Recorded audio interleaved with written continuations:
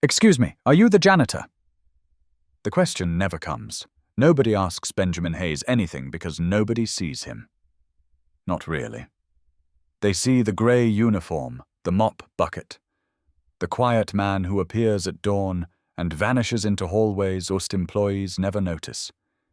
He is furniture. Background noise. Invisible. 5 a.m. Benjamin Hayes punches his time card at Campbell Industries. Employee number 1847. The fluorescent lights buzz overhead, indifferent to his existence. His hands are weathered, scarred in ways that tell stories he never shares. At 39 grey threads through his dark hair at the temples. Lines crease the corners of his eyes, maps of sleepless nights and memories that refuse to fade. He moves through the building like a ghost. His cart squeaks slightly, a rhythmic soundtrack to his solitude. Executive bathrooms on the 20th floor, scrubbed before anyone arrives to use them. Conference rooms where million-dollar deals happen, trash emptied from bins that hold the crumpled drafts of someone else's success. Coffee stains on marble floors wiped away as if they never existed. Just like him. Management loves Benjamin Hayes. Reliable, silent, never complains, never asks for raises, never misses a shift. Perfect.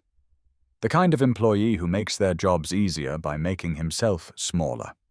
He keeps his head down, his movements efficient, his interactions minimal. When someone does speak to him, he nods, responds in single syllables, returns to his work. His apartment is 6 blocks away. Basement unit. Cheap rent because the ceiling leaks when it rains, and the heating system gave up years ago. He doesn't care. The space holds almost nothing. 2 narrow beds pushed against opposite walls, one for him and one for his son. A small table where Noah does homework under a lamp that flickers. 2 mismatched chairs. A hot plate for cooking meals that taste like routine. A mini refrigerator that hums too loudly at night. On the scratched dresser sits a single framed photograph. Face down. It has been face down for 2 years. Before that it stood upright for 6 years while he stared at it every night, tears, silent, guilt crushing. Now it lies flat against the wood, and he pretends it isn't there. But it is. Always there. Sarah's smile pressed against darkness, waiting. A small shelf holds Noah's drawings, crayon renderings of houses with families inside, stick figures holding hands, sunshine and trees, and a world where words aren't necessary because pictures say everything. Noah doesn't talk much, hasn't since his mother died when he was 6 months old. Selective mutism, the doctors called it. Trauma response. Ben calls it survival. His son found a way to exist in a world that took away the voice he needed most. Every evening after work, Ben picks up Noah from the after-school program. They walk hand in hand to the community clinic on the east side, where broken windows look out on broken streets. Inside, Ben teaches first aid to kids who have nowhere else to go. Street kids with hollow eyes and defensive postures. Elderly folks who can't afford real medical care. Runaways who trust no one. He shows them how to clean wounds properly, how to recognize shock, how to perform CPR, how to stop bleeding, how to save a life when help is too far away or too expensive or too late. He demonstrates on mannequins, his hands moving with precision that seems impossible for a janitor. The kids watch closely. They call him Doc, somehow sensing something he never tells them. Ben never mentions he used to be a surgeon. Never says he spent 3 combat tours in Afghanistan saving soldiers and civilians alike. Never explains that his hands once held beating hearts, that his decisions meant life or death, that he was good at this, maybe the best in his unit. Never. That person died 8 years ago in an explosion that took his wife and left him breathing. Under his grey uniform strapped across his chest is a worn canvas bag. Military green frayed at the edges. Inside, hemostatic gauze, tourniquets, a collapsible cervical collar. Surgical tape, sterile gloves, a pen-light emergency airways.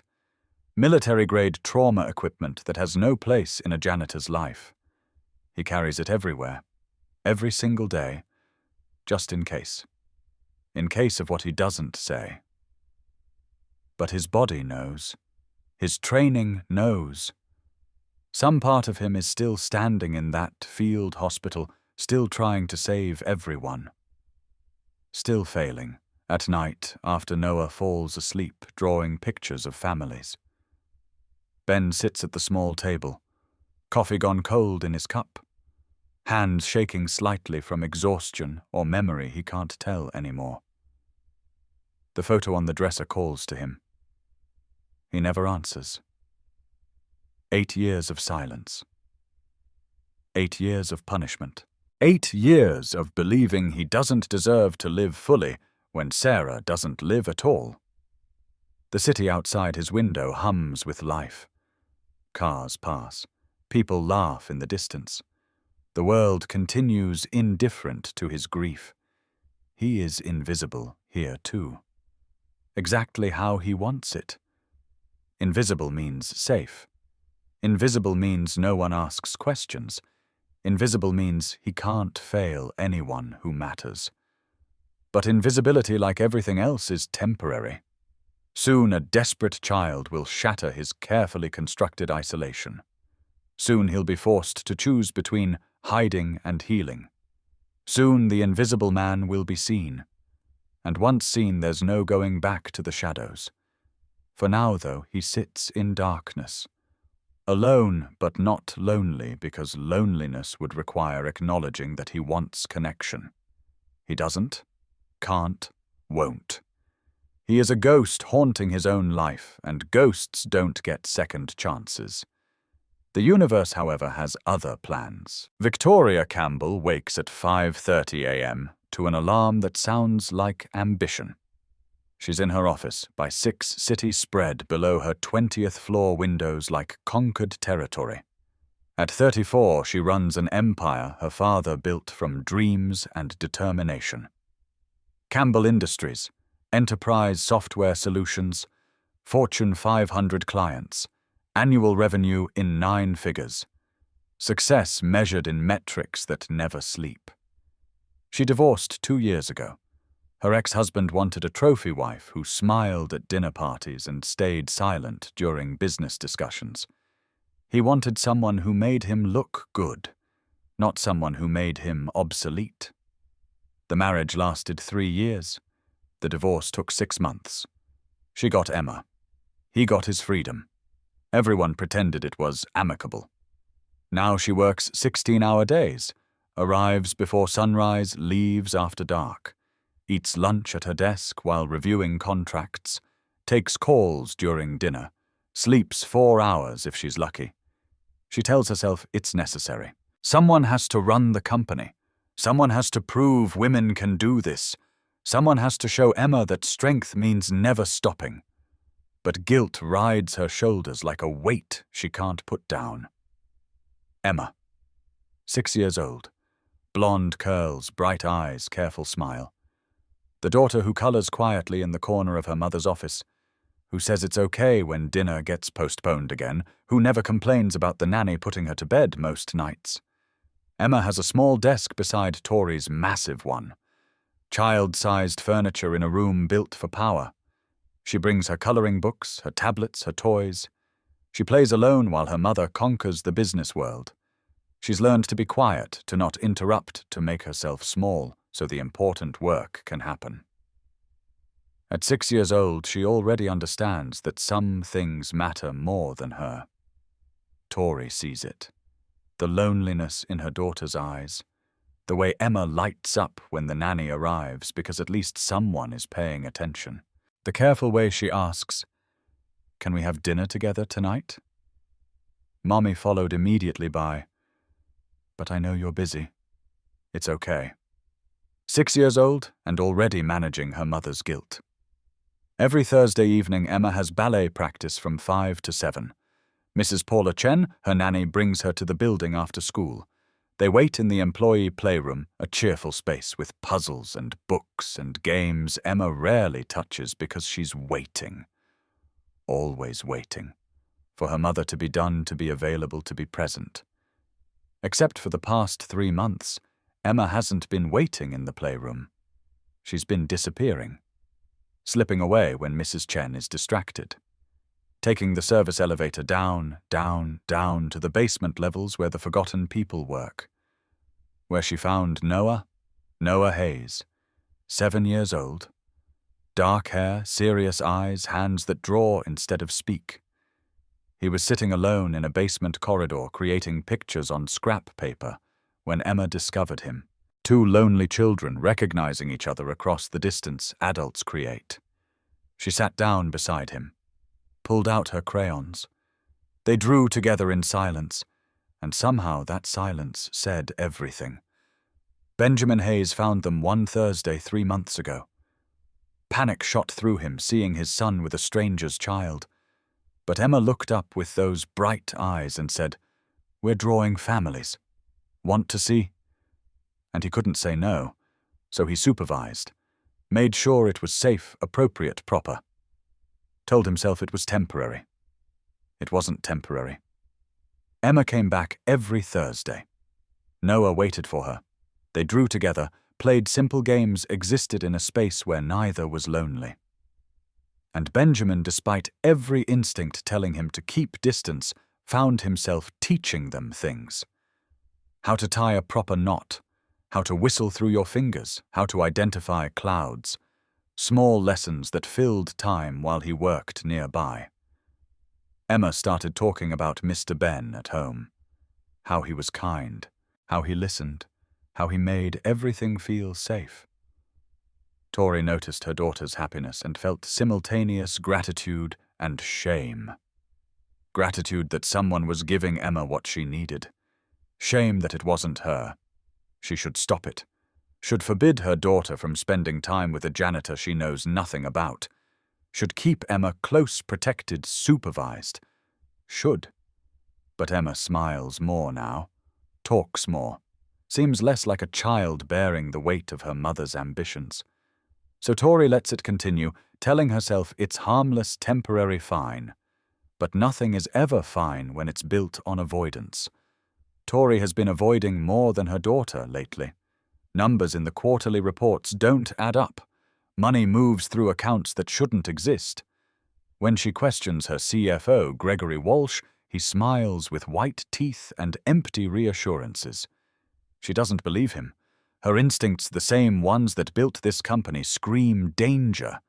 She's been investigating quietly, tracing transactions, following paper trails, building a case.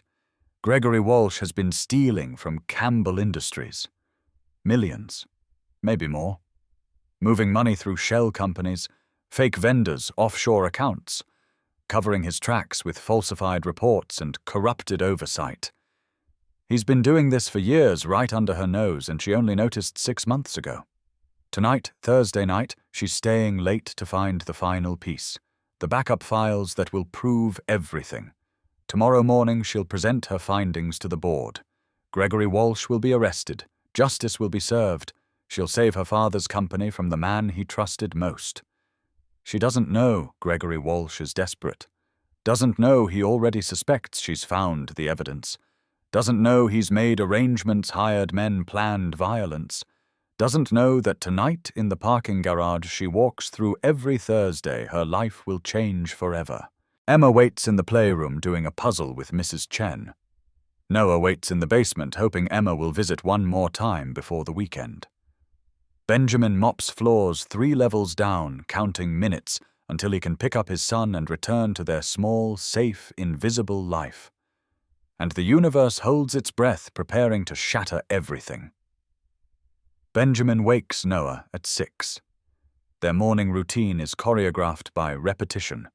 Cereal in mismatched bowls. Noah picks out clothes while Ben makes lunch. They walk together to the elementary school 4 blocks away, Noah's small hand tucked into his father's scarred one. At the school gate, Noah turns back. Doesn't speak, but his eyes say, "I love you." Ben's eyes answer, "I love you too." Then his son disappears into the building, and Ben continues to work. The day passes in its usual rhythm, cleaning, scrubbing, emptying, erasing, making things pristine for people who never notice. He thinks about Noah's drawing from last night. 3 stick figures, him, Noah, and a woman with angel wings above them, Sarah. His son hasn't forgotten his mother, even though he never really knew her. Ben keeps the drawing folded in his wallet next to Sarah's photo, reminders of what he had and what he lost. Thursday afternoon, 3 o'clock. Benjamin works in the basement corridors, the forgotten arteries of the building. Concrete walls, flickering fluorescent lights, the hum of mechanical systems keeping the upper floors comfortable, while the foundations remain cold. He hears footsteps, lighter than his, small. He turns. Emma. Blonde curls bouncing as she runs toward him, her face breaking into the kind of joy he hasn't seen in years. Mr. Ben, she doesn't slow down, just crashes into his legs with a hug that nearly knocks him over. He steadies himself, awkward, unsure, but something in his chest loosens slightly. "Hey, Emma, where's Mrs. Chen doing puzzles? I told her I needed the bathroom, but I wanted to see if Noah's here yet." "Is he here? Can I see him?" "Not yet. After-school program doesn't end until 5. Emma's face falls, but only for a moment. She's learned to manage disappointment. "Oh. Okay. Can I wait with you? I promise I'll be good. I won't touch anything. I'll just draw." Benjamin knows he should say no. Should march her back to the playroom to proper supervision to the world where she belongs. But her eyes hold something he recognizes. Loneliness. The kind that sits in your chest and makes every room feel too big and too empty at once. "Okay. But you stay where I can see you, and you go back before Mrs. Chen worries." Yes, Emma settles on an overturned bucket, pulls crayons from her pocket, and begins creating worlds on scrap paper. They exist in comfortable silence. Ben cleans, Emma draws. Time passes. Then she speaks, her voice small. "Mr. Ben, why do you clean floors? You seem too smart for that." The question hits harder than it should. He pauses, mop dripping. "Everyone has a job, Emma. All work has dignity, I guess. But didn't you want to be something else?" "I was something else. Once." "What were you?" He shouldn't answer, shouldn't crack open the past. But Emma's eyes hold no judgment, only curiosity. "A doctor." "Really, why'd you stop?" "Because I lost someone I loved, and being a doctor didn't seem important anymore." Emma considers this with 6-year-old seriousness. "My daddy left. Mommy says it wasn't my fault, but sometimes I think maybe if I was better, he'd have stayed." Benjamin sets down his mop moves to sit beside her. Carefully, respectfully, he says, "Your daddy leaving had nothing to do with you. Adults make choices that have nothing to do with kids. You're not responsible for their decisions. Did someone leave you?" "She died. My wife. In an explosion. Far away." Emma's hand, small and warm, reaches for his. "I'm sorry. That's really sad." "It is, but I have my son. Noah. He keeps me going." "Is he why you keep working?" "Even though you're sad." Benjamin looks at this child who sees too much, understands too deeply. "Yeah. He is." Emma returns to her drawing. When she finishes, she shows him. 4 stick figures holding hands. 2 tall, 2 small. She points to each one. "That's my mom. That's me. That's you. That's Noah. Why'd you draw us all together? Because you make me not lonely. And maybe we make you not lonely too. Out of the mouths of babes." Benjamin stares at the drawing, throat tight. Emma doesn't wait for response. She tucks it into his hand. "You can keep it. for when you're sad, so you remember people care about you. Before Benjamin can respond, the service elevator dings. Noah steps out, backpack hanging off one shoulder. His eyes find his father, then Emma, and his face transforms. Not quite a smile, but close. Emma leaps up. "Noah, I was waiting for you." Noah pulls out his own drawing. A house with 4 windows and a big door. Inside the windows, stick figures. He shows Emma. She grins. "We drew the same thing. We were thinking the same." The children settle into their world, drawing, laughing, quietly existing in the space they've claimed as theirs. Benjamin watches them, and something he thought was dead stirs. Not hope, exactly. Maybe permission. Permission to imagine that connection is possible, that family can be more than biology, that broken pieces might fit together into something new. Then footsteps echo, heels clicking against concrete. Benjamin stands professional distance reinstating itself. Victoria Campbell appears around the corner, arm in a sling from an old injury face, exhausted. She stops when she sees her daughter. "Emma, I've been looking everywhere." "Sorry, Mommy. I wanted to see Noah."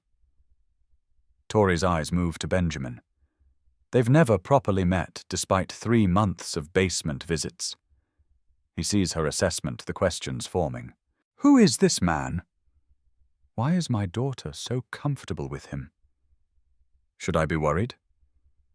Benjamin speaks first, voice neutral. "Miss Campbell, I'm Benjamin Hayes. I supervise when Emma visits. It's always appropriate. Public spaces only." Tori's expression softens slightly. "I know. Mrs. Chen mentioned." She relaxes when she realizes he's protective, not predatory. "I appreciate you keeping her safe. She's a good kid. So is your son Noah." Ben gestures to his boy. Noah looks up briefly, then back to his drawing. Tori sees the resemblance. Same dark hair, same serious eyes, same quiet intensity. "They seem happy together," Tori observes. They are. Lonely kids find each other. The words land between them, an acknowledgement of failure and grace combined. Tori's eyes shine briefly. She blinks it away. "I should get her home." Emma say goodbye. Emma hugs Noah, then runs to Benjamin and hugs him too. "Thank you for letting me visit, Mr. Ben. See you next Thursday." Benjamin looks at Tori. "Your mum decides that." Tori looks at her daughter's joy, at Noah's small smile, at the janitor who treats children with gentle respect. She makes a decision. "Next Thursday's fine." "Thank you, Mr. Hayes." Ben nods. "Drive safe, Ms. Campbell." They leave. The basement returns to silence. Noah looks at his father's eyes, asking questions he doesn't voice. Ben ruffles his hair. "She's nice, buddy. And Emma's your friend." "That's good." Noah pulls out fresh paper, starts drawing again. This time 5 stick figures. When he holds it up, Benjamin sees himself, Noah, Emma, Tori, and above them a figure with wings. Sarah. His son has made room for everyone. Living and dead. Past and future. All together. Benjamin keeps that drawing too. Tucks it beside the first one. Evidence that maybe possibly healing is allowed. Upstairs in her office, Tori works late. Numbers on spreadsheets tell stories of theft. She finds it. The final document. Proof that Gregory Walsh has been stealing for 3 years. She backs it up to the cloud prints copies, prepares for tomorrow's confrontation. She doesn't notice the security camera in the parking garage has been disabled. Doesn't see the notification that failed to send. Doesn't know Gregory Walsh is already moving, already desperate, already dangerous. At 10 p.m., she texts Mrs. Chen. "Coming down now." 5 minutes. She gathers her briefcase. Evidence tucked safely inside. Tomorrow changes everything. Tomorrow she saves her company. Tomorrow justice wins. She has no idea that tomorrow might never come. Benjamin picks up Noah from the after-school program at 6. They walk hand in hand through streets that never quite feel safe. The bodega on the corner smells like old produce and fresh bread. They stop inside. Noah picks ingredients carefully. Pasta, sauce, garlic bread. Simple dinner. Their routine. At home, their apartment feels warmer than it is. Noah sets the table while Ben cooks. This is his job every night, the one thing he controls. 2 plates, 2 forks, 2 napkins, everything balanced. While sauce simmers, Noah draws beside the stove. His presence makes the small space feel less like a cell and more like a home. "Dad," Noah says quietly. First word in hours. "Yeah, buddy, Emma's nice." "She is. She doesn't mind that I don't talk much. Good friends don't mind. They just like being with you." Noah considers this. "Can she come over sometime?" Benjamin stirs sauce, choosing words carefully. "Maybe. Her mom's very busy, though. She told me her mom works all the time. She said she's lonely too. Out of the mouths of babes." Again. Always. Noah sees what adults miss. Ben plates pasta, sits across from his son. "We'll see, buddy. But I'm glad you have a friend. Me too." Noah twirls spaghetti. "Then, do you think Emma's mom is lonely too?" "Why do you ask?" She looked sad. "Like you sometimes look." Benjamin's fork pauses mid-air. "I look sad." Noah nods, matter of fact. "When you think I'm not watching. But it's okay. I understand. You miss Mom. I do. But Noah, you know I'm happy with you, right? You're the best thing in my life." "I know." Noah's small hand reaches across the table. "But maybe it's okay to have other people too. Like Emma. And her mom. 7 years old, wiser than Benjamin will ever be." He takes his son's hand, squeezes. "Maybe it is okay," he admits. Maybe. After dinner, Noah watches cartoons while Ben washes dishes. The routine is sacred, predictable, safe. But safety is an illusion. Across the city in an office on the 20th floor, safety is about to shatter. Victoria Campbell stares at the spreadsheet one more time. 3 years of theft. $17 million. Gregory Walsh's signature on documents he thought no one would trace. She has him. The board meeting tomorrow will change everything. Emma sits on the office floor, coloring. She's drawn a house with 2 families living together. When Tori asks about it, Emma says, "This is us, and Noah and Mr. Ben. All together. Wouldn't that be nice?" Mommy Tori doesn't know how to answer, so she deflects. "That's a beautiful drawing, sweetie. Did you have fun seeing Noah today?" "Yeah, he's my best friend, and Mr. Ben is really nice. He's sad a lot, but nice." "Why do you think he's sad?" Emma shrugs with 6-year-old certainty. "His wife died. Like my daddy left. Different sad, but same lonely." Tori's heart cracks open. Her daughter sees too much, understands too deeply. Baby Mr. Ben isn't our responsibility. "I know, but maybe we could be his friends. Friends help each other not be lonely." Before Tori can respond, her phone buzzes. Gregory Walsh's name appears. She doesn't answer. He's calling to gauge whether she knows. She does. And tomorrow, everyone will.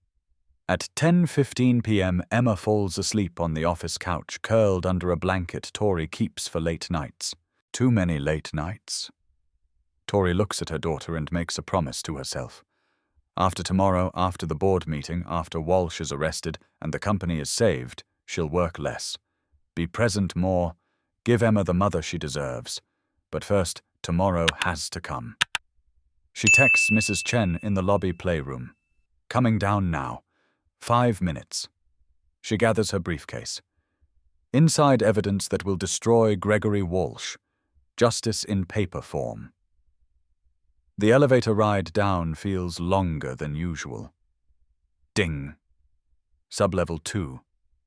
The parking garage spreads before her dimly lit shadows pooling between concrete pillars. Her heels click against the floor, echoing in the emptiness.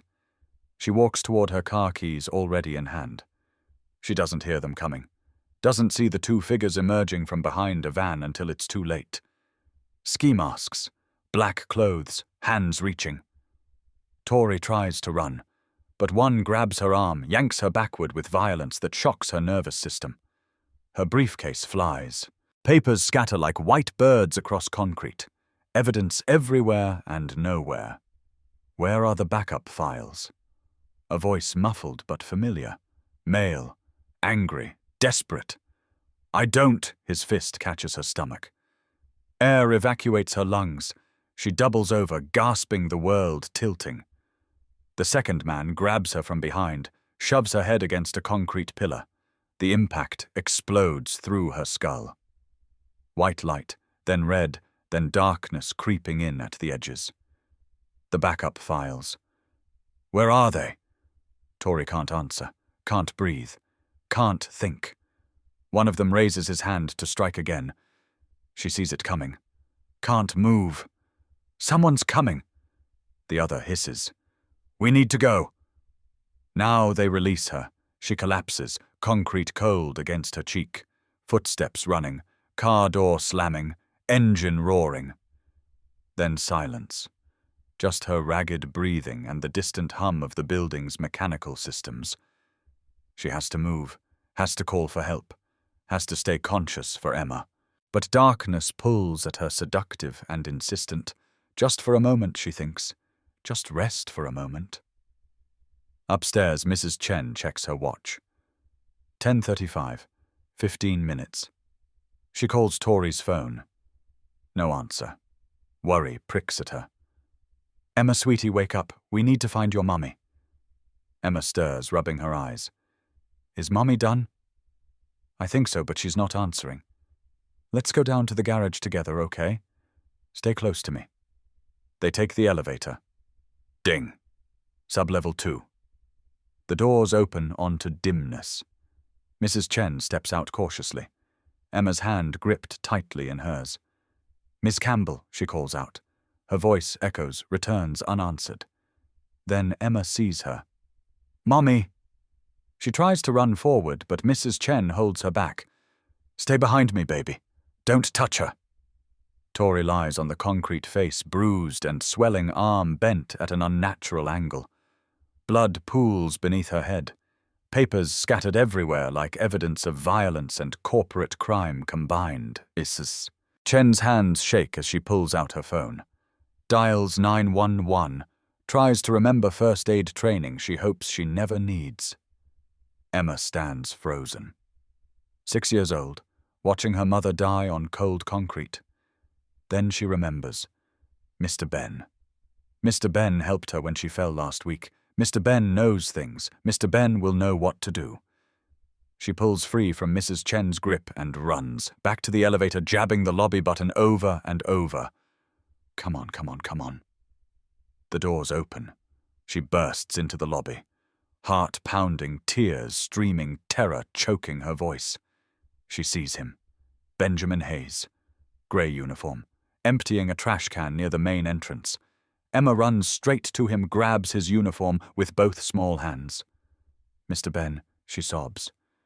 They hurt my mom. She won't wake up. Please, you have to help her now. Please. Benjamin drops to one knee, his hands steady on her shoulders, everything else falling away except this child's terror. Slow down, Emma. Where is she? The garage. Sublevel 2. Mrs. Chen is with her, but she's really hurt, and Benjamin's already moving. The shift happening inside him, the transformation from invisible janitor to something else entirely. His hand finds the canvas bag under his shirt. His training surfaces like muscle memory. The security guard approaches. I called 911. Ambulance is 6, maybe 7 minutes out. 6 minutes is too long, Benjamin says. His voice different now. Sharp. Focused. Authoritative. 6 minutes might be fatal. He looks at Emma. Take me to her. Right now. Emma grabs his hand and runs. The universe holds its breath. The invisible man is about to be seen. And once seen, everything changes. Before we continue, please tell us where in the world you are tuning in from. We love seeing how far our stories travel and knowing we're all in this journey together. From New York to New Delhi, from Seattle to Seoul, your presence here matters. Drop a comment and let us know where you're watching from.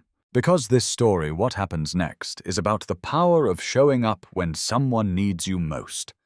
About being the person who doesn't walk away when it's easier to stay invisible. Maybe somewhere in your corner of the world you've been that person too. Maybe you've needed that person. We're all connected by these moments of courage, these acts of showing up. Now let's see what happens when a hidden hero can't hide anymore. The elevator descends. Benjamin's mind shifts into combat mode, the protocols he thought he'd abandoned flooding back. 6 to 7 minutes for an ambulance. Head trauma, potential internal bleeding, possible spinal injury.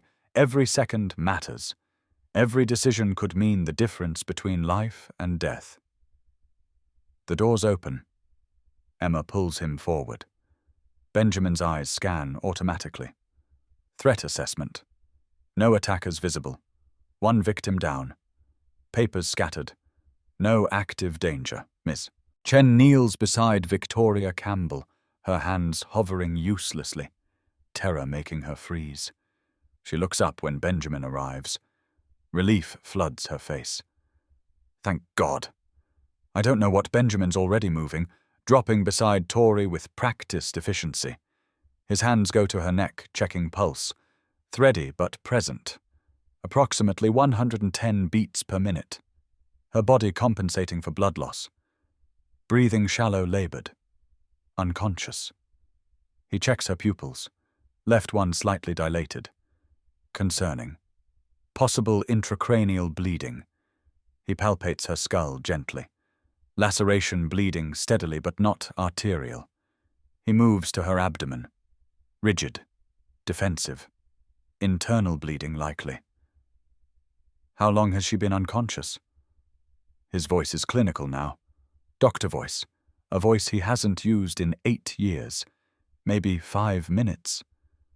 Mrs. Chen's voice shakes. I came down and found her like this. Benjamin unzips the canvas bag across his chest. Mrs. Chen's eyes widen. Medical supplies.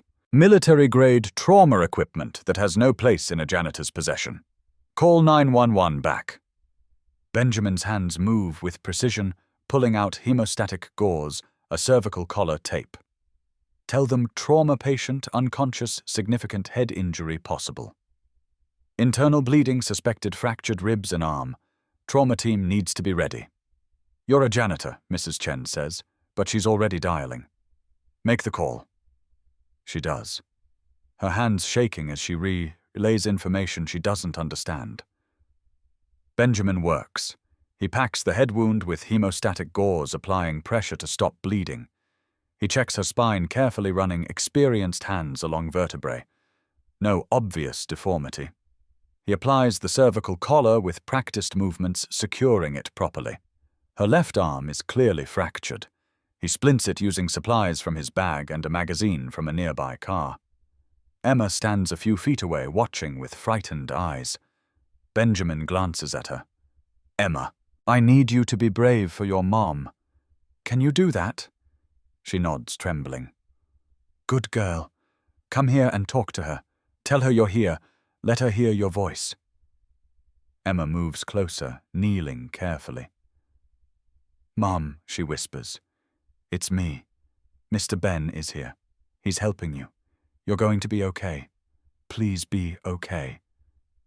Benjamin positions Tori in recovery position, protecting her airway. He covers her with his grey jacket to prevent shock. Every movement is precise, every action based on hundreds of hours of training and dozens of saves under fire. His hands remember even though his heart tried to forget. 4 minutes have passed since Emma found him. In the distance, sirens wail, getting closer. The paramedics arrive with a stretcher, 2 of them moving fast. The lead paramedic is a woman in her 40s, Dr. Elena Rodriguez, according to her badge. She takes one look at the scene and her eyebrows shoot up. "Who did first response?" "I did." Benjamin steps back, giving them room. Elena kneels beside Tori, assessing his work. Cervical collar properly applied, head wound packed correctly, arm splinted, recovery position maintained. She looks up at Benjamin, her expression shifting from skepticism to respect. "This is textbook battlefield medicine. You kept her alive." She pauses, studying him. "Military." Benjamin doesn't answer. They load Tori onto the stretcher with practiced efficiency. As they work, Elena turns back to him. "Seriously, who are you?" That was perfect technique. Just someone who knew what to do. Benjamin says quietly. A police officer arrives, notepad out. "Detective James Morrison, late 40s, tired eyes. I need statements from everyone, starting with you. Name Benjamin Carter." "No, that's wrong." He corrects himself. "Benjamin Hayes. I work here. Janitor." Morrison's pen pauses. He looks at the medical supplies scattered around, then at Benjamin's hands, steady despite what just happened. "You're a janitor who carries military trauma equipment and performs emergency medicine." "I have first aid training. The child came for help. I stabilized the victim until you arrived."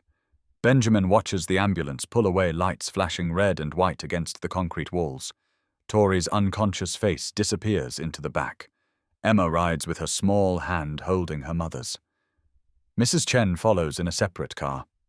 Morrison continues asking questions, but Benjamin barely hears them. He gives his name, employee number, basic facts. Nothing more. When Morrison presses for details, Benjamin says, "I did what needed doing." That's all. The detective looks like he wants to argue, but lets it go. "We'll need a full statement. Can you come to the station tomorrow?" Benjamin nods. "After my shift." As Morrison walks away, still suspicious, Benjamin turns toward the elevator. He needs to leave before anyone starts digging into who he really is, before questions become too pointed. Before the past he's spent 8 years burying rises to the surface, but it's too late. In saving Victoria Campbell's life, he's revealed himself. The Invisible Man has been seen. And now, whether he wants it or not, everything is about to change. He rides the elevator back to the basement. His hands are shaking now, adrenaline crash setting in.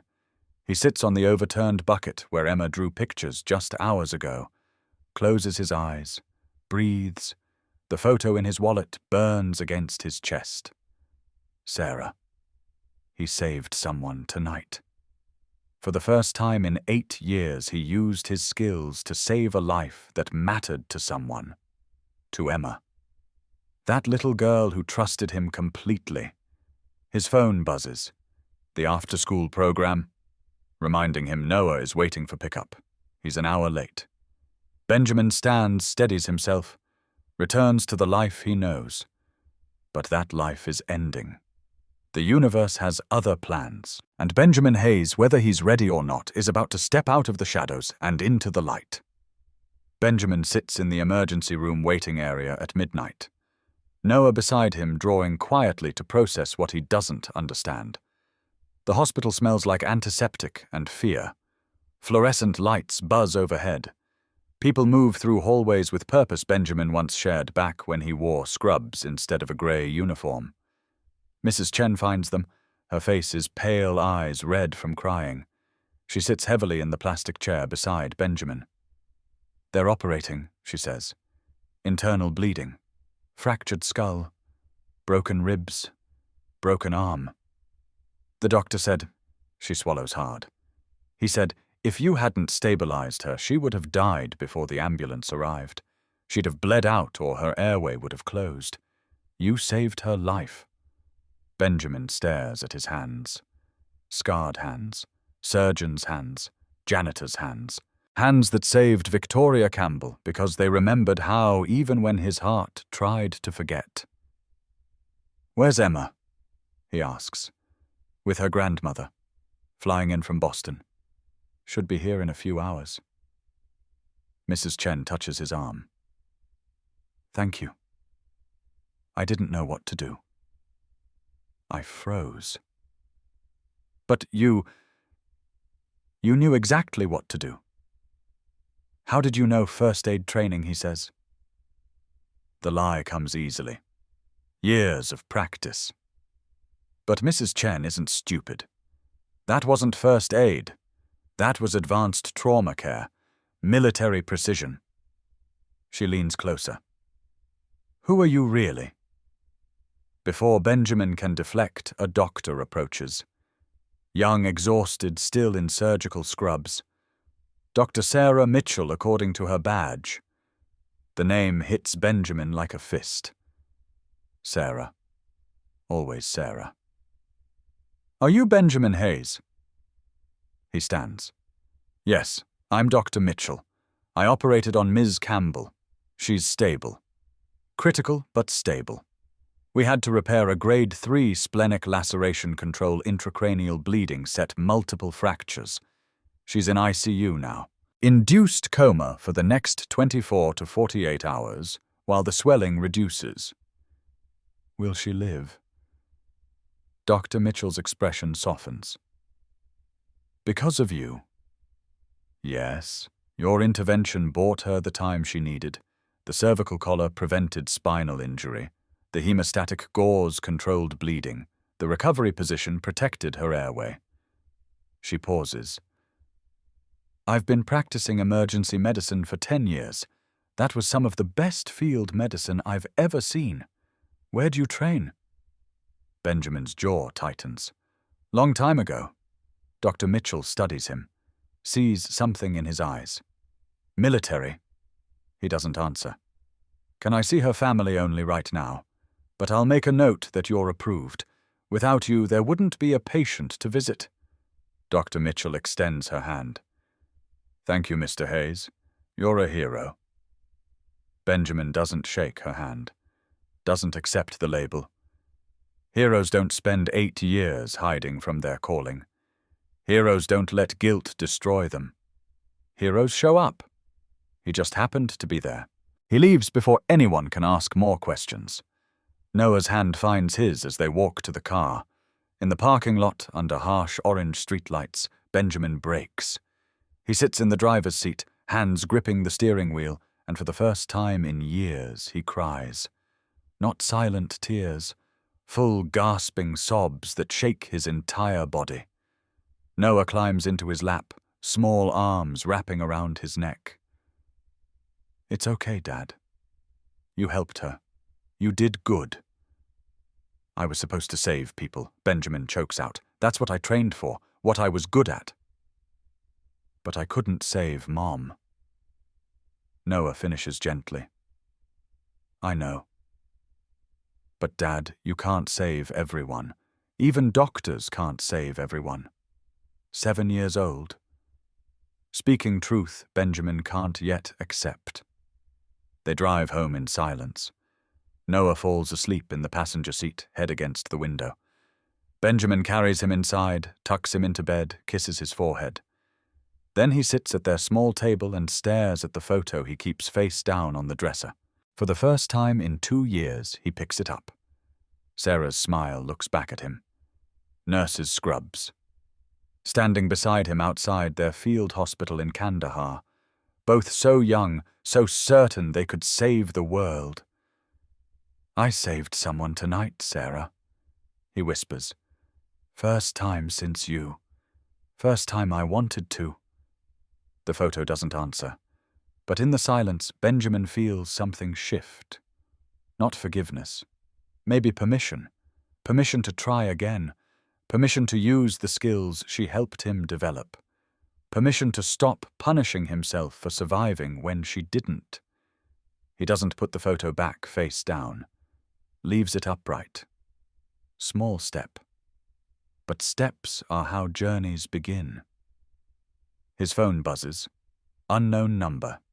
He answers. Mr. Hayes, Detective Morrison. Sorry to call so late. We got Thomas Reed, one of the attackers. Picked him up fleeing the city. He's talking. Says Gregory Walsh Campbell Industries CFO hired them to scare Ms. Campbell. Stop her investigation into embezzlement. She was investigating Walsh for months. Found evidence he stole $17 million. She was presenting it to the board today. Walsh tried to silence her. Is Emma safe? We have officers at the hospital. Walsh is in the wind, but we'll find him. Morrison pauses. Mr. Hayes. I ran your fingerprints. Standard procedure for anyone involved in violent crime scenes. Benjamin's blood goes cold. Captain Benjamin Hayes, U.S. Army Medical Corps. 3 combat tours. Forward operating bases in Kandahar and Helmand Province. 27 confirmed saves under fire. Field hospital commander, distinguished service medals. One of the best trauma surgeons your unit ever had. Honorable discharge 8 years ago. Then, nothing. You disappeared.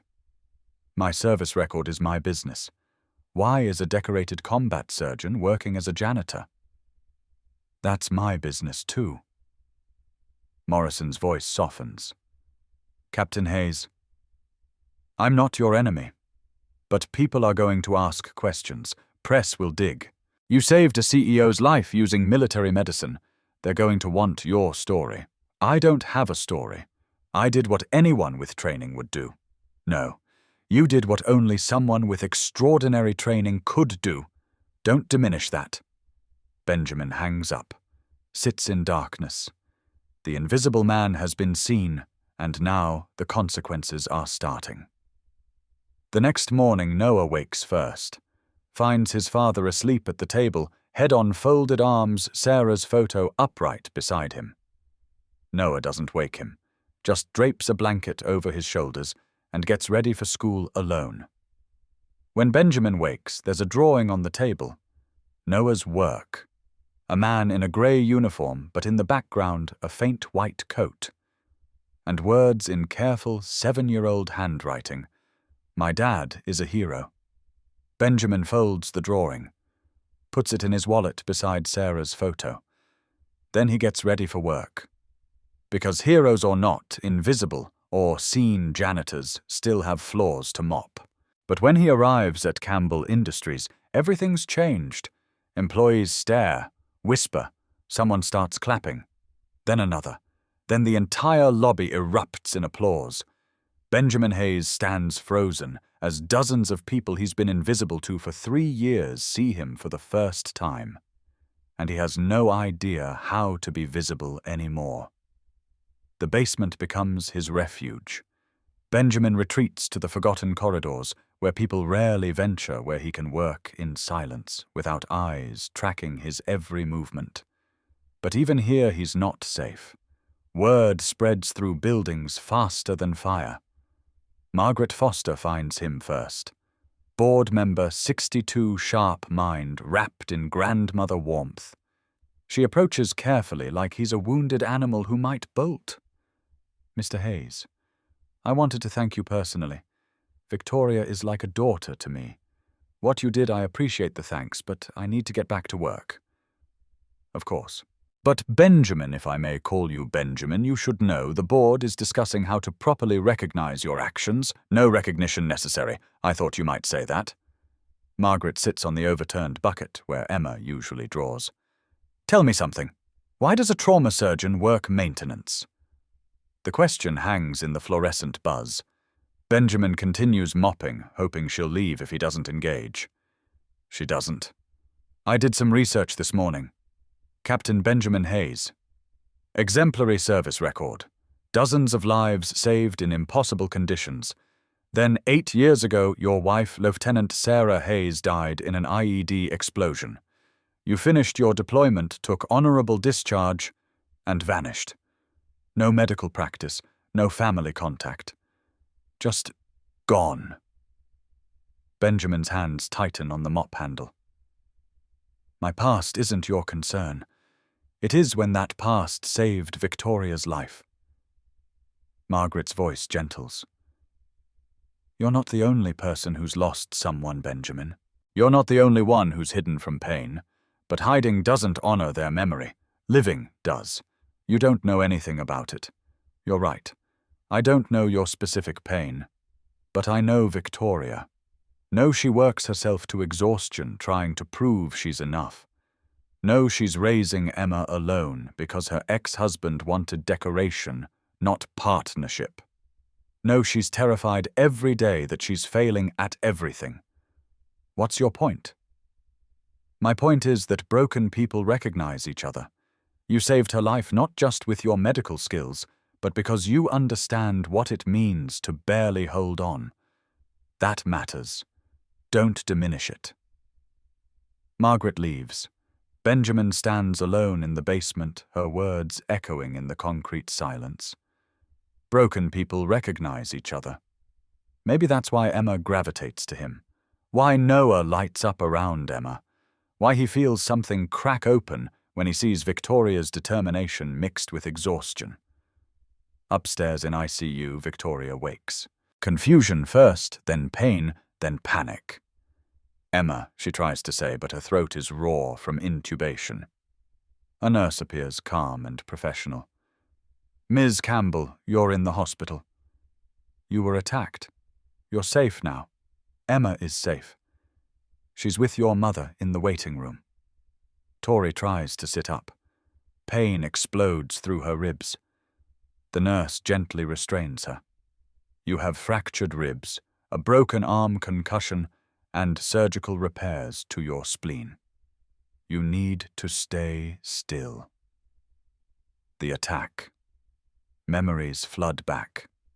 The garage, the masks, the violence. Then nothing. How am I alive? A janitor from your building saved you. Benjamin Hayes. He stabilized you until paramedics arrived. The doctors say without his intervention, you wouldn't have made it. Benjamin. The quiet man her daughter loves. The one who supervises basement visits and teaches children things with patient hands.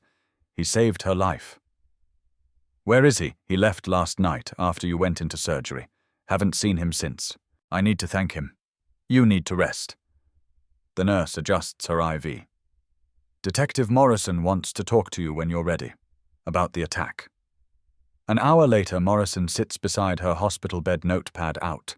Tori tells him everything she remembers. The two men, the ski masks, one voice familiar, Thomas Reed, she's almost certain, Gregory Walsh's assistant. Morrison nods. We have Reed in custody. He confirmed Walsh hired them. Meant to scare you, stop your investigation. Things got out of hand. Out of hand, Tori's voice breaks. They tried to kill me. I know. And we'll get Walsh. Every cop in the state is looking for him. Morrison flips his notebook. Now about Benjamin Hayes. What do you know about him? He's the janitor. My daughter visits him sometimes in the basement. He seems kind. He's more than a janitor. Morrison shows her his notes. Captain Benjamin Hayes. Army surgeon. 3 combat tours. Saved dozens of lives under fire. His wife, also military, died 8 years ago. Since then, he's been working maintenance jobs, staying invisible. Tori stares at the information. A surgeon.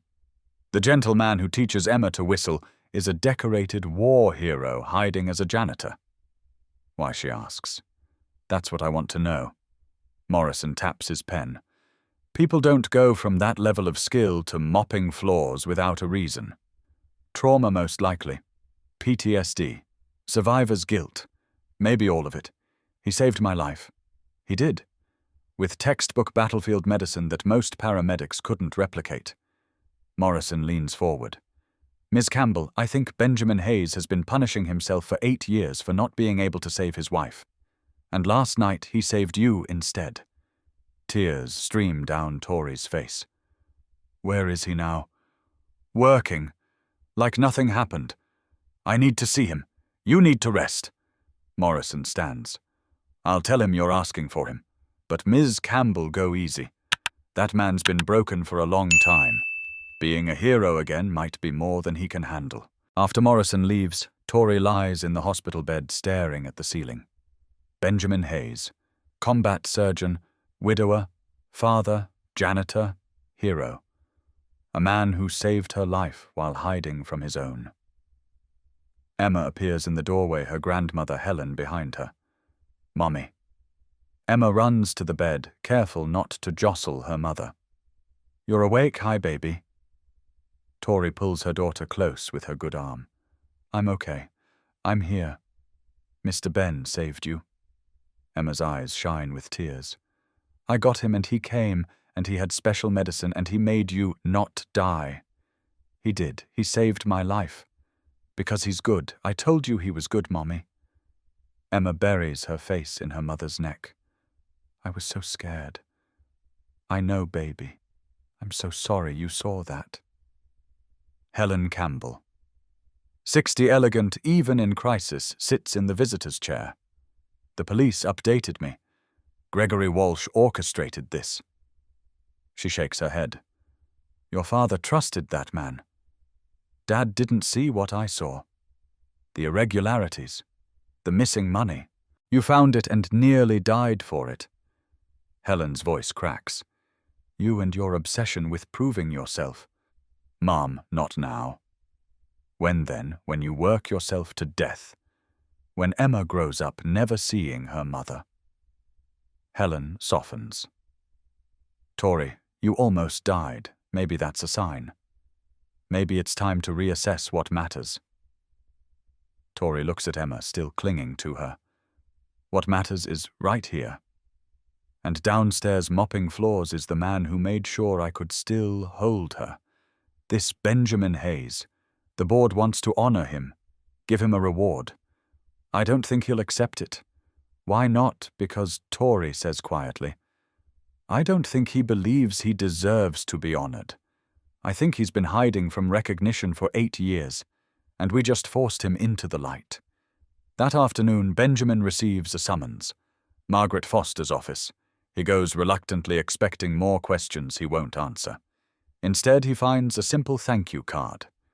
Emma's handwriting. Crayon drawings of hearts. Thank you for saving my mummy. Love, Emma. Benjamin stares at the card. Throat tight. This 6-year-old girl has given him more grace than he's given himself in 8 years. Margaret appears in the doorway. She wanted you to have that. Also wanted you to know she's asking for you. Victoria, she wants to thank you properly. Not necessary. It is to her. Margaret pauses. Benjamin. I won't push, but I will say this. You saved her life. That matters. Whether you accept recognition or not, it happened. You were a hero. You still are. And maybe it's time to stop running from that. Benjamin doesn't respond, just holds Emma's card and wonders how a child's crayon hearts can cut deeper than any medal ever could. He doesn't visit Victoria in the hospital, doesn't accept the board's invitation to a recognition ceremony, doesn't do anything except return to work, to invisibility, to the safe routine that protects him from feeling too much. But invisible isn't an option anymore. The universe has seen him. And like it or not, Benjamin Hayes is about to discover that some things once seen can never be unseen. Detective Morrison's desk is buried in files. Gregory Walsh's financials spread across every surface. A paper trail of greed and desperation. Beside them, Benjamin Hayes's military records. 2 investigations running parallel, converging on one night in a parking garage. Morrison reads through Benjamin's service record again. Kandahar 2016. Forward Operating Base Phoenix. Captain Hayes commanded a field hospital treating coalition forces and local civilians. By all accounts, brilliant surgeon. Calm under pressure. Innovative techniques. Saved lives other doctors wrote off. Lieutenant Sarah Hayes served beside him. Nurse. Partners in work and marriage. Colleagues described them as inseparable. 2 people who believed medicine transcended politics, that healing was service regardless of cost. March 2016, convoy to village clinic. Routine medical supply run. Vaccinations for children. Basic equipment, humanitarian mission. Sarah volunteered. Benjamin was scheduled for surgery, couldn't go. They argued. She went anyway. IED 4 miles out. 12 dead instantly. Sarah among them. 11 survivors brought back to Benjamin's hospital. He worked 18 hours straight, saved all 11. Perfect record. Except for the one patient who mattered most. After that, something changed.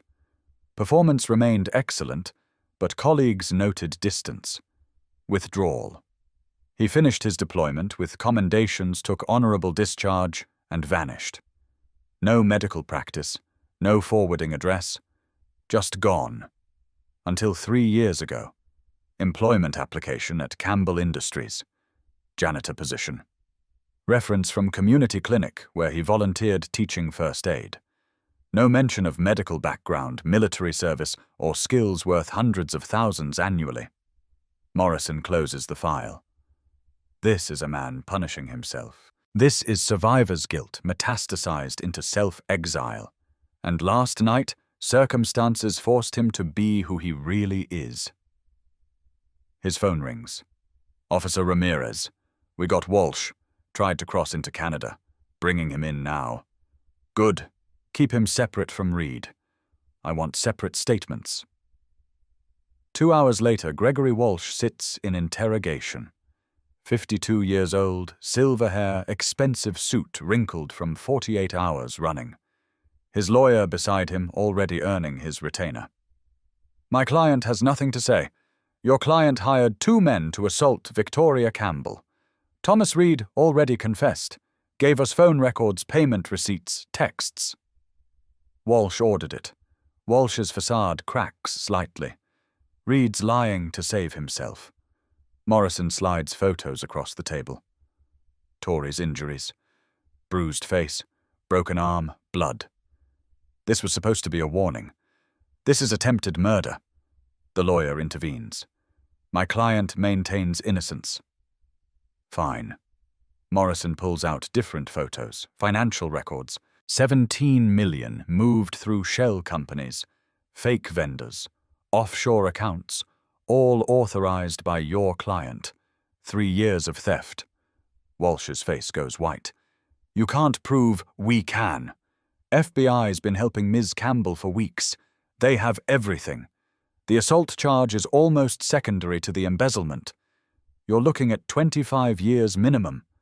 The lawyer whispers urgently to Walsh. After a long moment, Walsh speaks. I want a deal. Depends what you're offering. Full confession. Everything. The theft, the assault, all of it. In exchange for reduced sentence. Morrison considers. You give us every account, every dollar, every person involved. You testify. And you plead guilty. Then maybe 15 instead of 25. Walsh looks at his hands. Expensive watch catching fluorescent light. Everything he built, everything he stole, collapsing. Deal, he says quietly. Meanwhile, Benjamin works his shift like any other day. But employees keep stopping him, thanking him, asking questions. He deflects, redirects, escapes as quickly as possible. In the basement, he finds Emma waiting. Her grandmother brought her to collect Tory's things from the office. Emma slipped away knowing where to find him. Mr. Ben. She runs to him, throws small arms around his waist. Hey, Emma, shouldn't you be with your grandmother? I wanted to see you, to thank you for saving Mommy. You already did. I got your card. But I wanted to say it in person. Emma looks up at him with earnest eyes. You're a hero. A real hero. I'm not a hero, Emma. I'm just someone who helped. That's what heroes do. They help when people need them. Emma pulls out a new drawing. This one shows Benjamin in a grey uniform, but with a superhero cape. Underneath, Mr. Ben the hero. Benjamin's vision blurs. He kneels down to her level. Emma. I need you to understand something. What I did was important, yes, but it doesn't make me special. Anyone with the right training would have done the same. But you're the one who did it. You're the one who came when I called. Emma touches his face gently. You saved my mummy. That makes you special to me. Out of the mouths of babes. Always wisdom he doesn't deserve but desperately needs. Helen Campbell appears. There you are, Emma. I've been looking everywhere. She sees Benjamin, and her expression softens. Mr. Hayes, I wanted to add my thanks. My daughter is alive because of you. I'm glad I could help. She'd like to see you. Victoria, she's asking for you specifically. I don't think... Please. Helen's voice gentle but firm. She needs to thank you. Let her do that. It matters. Benjamin looks at Emma's drawing. At this 6-year-old who sees heroism where he sees only duty. At the grandmother who's asking him to accept gratitude he doesn't believe he deserves. Maybe tomorrow, he finally says. After my shift. Helen nods. Tomorrow then. Come to ICU. Room 412. Emma, come along. Let Mr. Ben finish his work. After they leave, Benjamin sits on the bucket again, stares at Emma's drawing, a janitor with a cape, as if cleaning floors and saving lives can coexist, as if he's allowed to be both. His phone buzzes. Morrison, Walsh is in custody. Full confession. He'll plead guilty. You won't need to testify. Good. Mr. Hayes, one more thing. We recovered evidence from the scene. Ms. Campbell was investigating Walsh for months. Built an airtight case. She's a remarkable woman. She is. Seems like you two have something in common. Both determined. Both strong. Both hiding pain behind work. Detective, did you call to update me on the case or psychoanalyze me? Morrison chuckles. Little of both. See you around, Captain Hayes. And for what it's worth, what you did was extraordinary. Don't let your guilt convince you otherwise. He hangs up before Benjamin can argue. That night, Noah asks questions. Dad, are you famous now? Nobody, just did my job. People keep talking about you at school. They say you're a hero. I'm not a hero. Heroes don't hide for 8 years. Noah considers this seriously. Maybe heroes are just people who help when help is needed, even if they're scared, even if they're sad. 7 years old, wiser than Benjamin will ever be. When Noah falls asleep, Benjamin picks up Sarah's photo again. Talks to her like he hasn't in years. I saved someone, Sarah. Used everything you taught me, everything we learned together. And it worked. She's alive. The photo doesn't answer. But in the silence, Benjamin feels something. Not forgiveness exactly. Maybe acknowledgement. That he did good.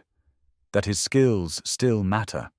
That being a janitor doesn't erase being a doctor, and being broken doesn't mean staying broken forever. Tomorrow he'll visit Victoria Campbell. Tomorrow he'll accept her thanks even though he doesn't feel worthy. Tomorrow he'll take one small step toward the light. But tonight he sits with Sarah's memory and makes peace with the fact that he survived when she didn't. And maybe possibly that survival means something after all. Emma sits beside her mother's hospital bed, coloring with fierce concentration. Helen watches from the corner, knitting something pink and soft. The room smells like antiseptic and flowers gifts from employees and board members covering every surface. Mommy, Emma says without looking up. We need to do something really nice for Mr. Ben. We will, sweetie. Once I'm better. Not just nice.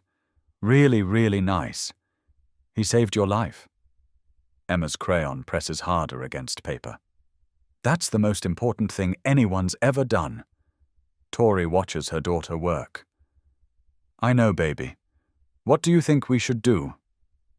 Emma shows her the drawing.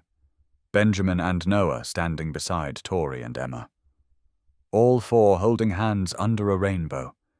At the top, Our family. Tori's breath catches. Emma. Mr. Ben isn't our family. But he could be. Emma's voice, matter of fact. He's lonely. We're lonely. Noah's my best friend. And you and Mr. Ben could be friends too. Grown-up friends. Grown-up friends, the kind that like each other. Emma grins. The kind that get married. Tori laughs despite everything. We just met, sweetheart. You met when I found him, but he saved you. That means you have a connection, like in princess stories. Emma returns to coloring. Plus, Noah told me his dad needs someone to love. He's been sad since his mum died. Helen speaks from her corner. Out of the mouths of babes. Mom not helping. I'm just saying 6-year-olds sometimes see what adults miss. Helen sets down her knitting. You said he's a good man. Kind to Emma. Clearly skilled. Single father raising his son alone. Sounds like someone else I know. We are not discussing this while I'm in a hospital bed with broken ribs. Fine. Helen smiles. But Emma's right about one thing. You need to thank him properly. Not just words. Something meaningful, Tori thinks. What do you get a man who saved your life but wants nothing in return? Emma pipes up. A friend.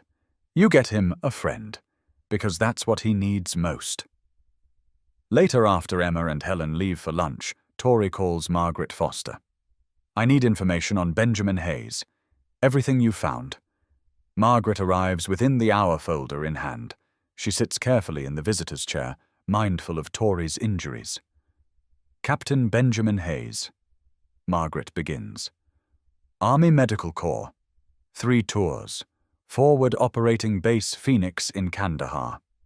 Ran a field hospital that treated both coalition and local patients. By all accounts, exceptional surgeon. You mentioned his wife died. Lieutenant Sarah Hayes. Nurse. Died in IED explosion during medical supply convoy. Benjamin was scheduled for surgery, couldn't go. She went instead. Margaret's voice gentles. 12 people died instantly. 11 survivors brought back. Benjamin operated on all of them. Saved every one. But not her. She was already gone. Margaret opens the folder, shows photos. Young couple in military uniform, Sarah's bright smile, Benjamin's arm around her. Both so young, so certain they'd come home together.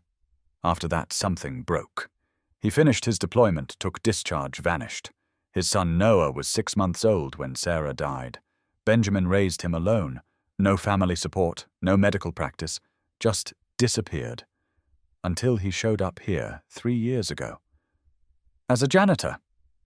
Margaret shakes her head. This man could be making $300,000 a year as a trauma surgeon. Instead, he mops floors for $35,000 and lives in a basement apartment. Why? Because he's punishing himself. Because he believes he doesn't deserve happiness when Sarah doesn't have life. Because survivor's guilt is a prison people build in their own minds. Tori stares at the photos. This broken man saved her life. This man who can't forgive himself gave her the chance to hold Emma again. I need to see him, Tori says. Really see him, thank him, help him if I can.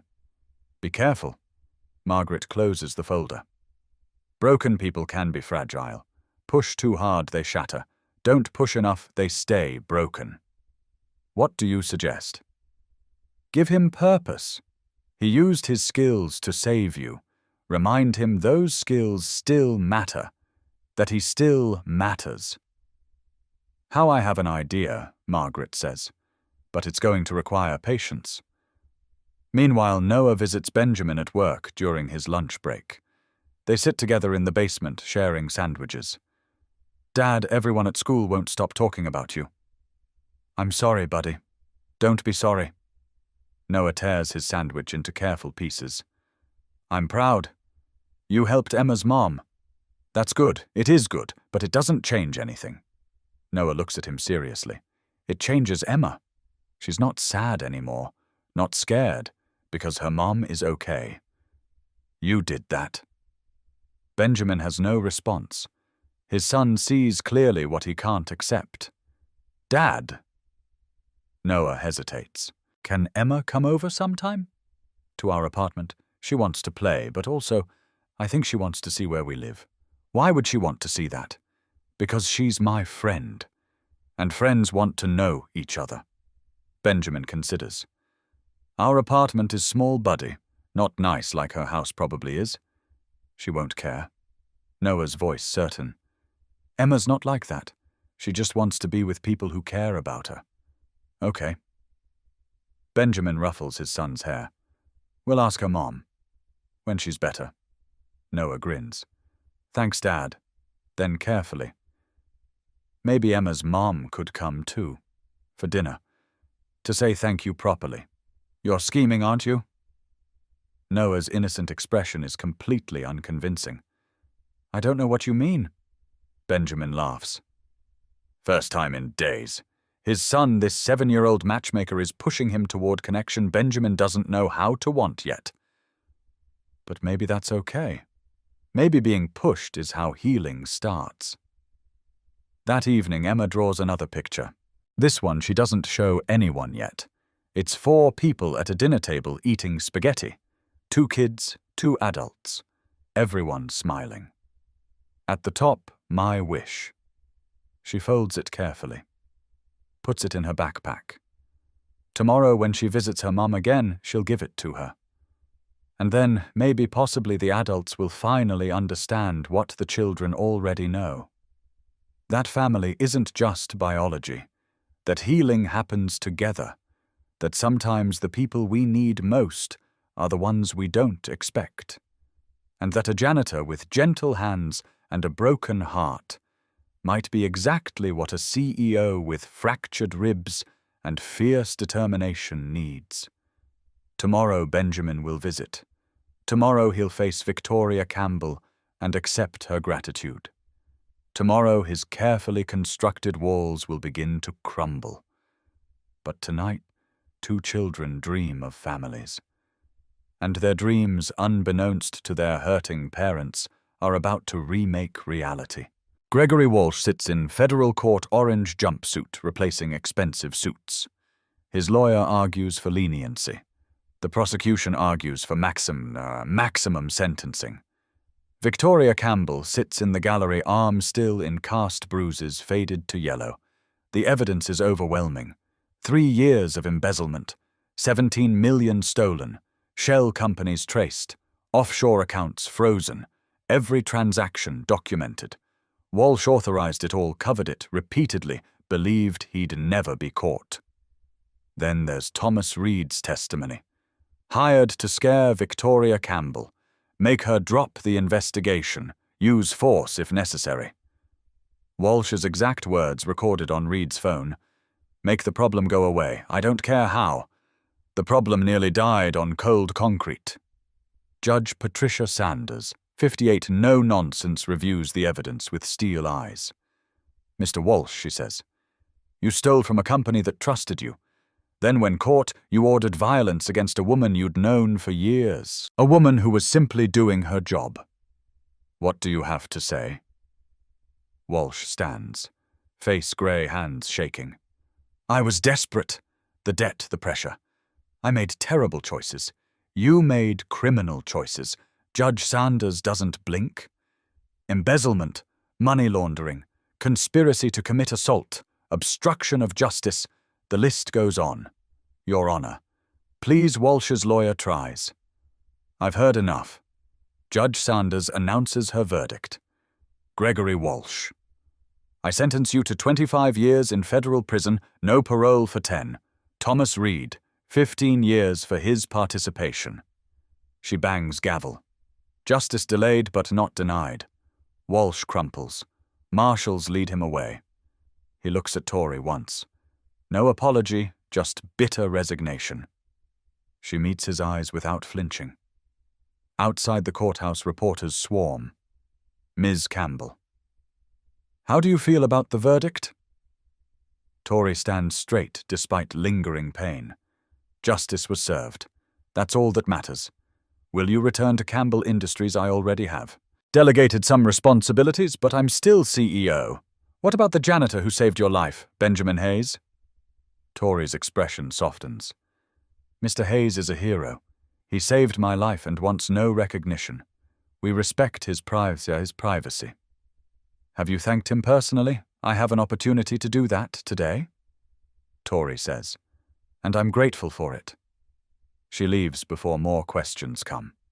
Margaret Foster drives her back to the hospital where she's been staying under observation for complications. Are you nervous? Margaret asks. About seeing him? Terrified. Tori admits. What do you say to someone who literally saved your life? Thank you is a good start. At 4 p.m. Benjamin finishes his shift, changes into clean clothes, the only nice shirt he owns, checks himself in the bathroom mirror, looks like a janitor trying to look respectable, which is exactly what he is. Noah waits in the hallway. You look good, Dad. I look terrified. That too. Noah takes his hand. But you're brave. You saved her. Now let her thank you. They take the elevator to ICU, 4th floor, room 412. Benjamin's heart pounds. Ridiculous. He's performed surgery in active combat zones. He's saved lives with bullets flying overhead. Why is thanking conversation scarier than that? Because surgery has protocols. Gratitude doesn't. He knocks. Come in. Tori's voice calls. Benjamin enters. Noah behind him, quiet support. Victoria Campbell sits in bed, propped by pillows, wearing a hospital gown and courage. Emma sits beside her colouring. Helen stands near the window. Mr. Hayes, Tori says. Thank you for coming. Ms. Campbell. Formal. Safe. I'm glad you're recovering. Because of you. Tori gestures to the chair. Please sit. Benjamin sits. Noah settles beside Emma, who immediately shows him her latest drawing. The adults are left to navigate gratitude, neither quite knows how to give or receive. I wanted to thank you properly, Tori begins. Not just words, but... She struggles. You saved my life. How do you thank someone for that? You don't have to. Benjamin's voice quiet. I did what anyone with training would have done. No, you did what only someone with extraordinary training and compassion could do. The doctors told me... Tori's voice catches.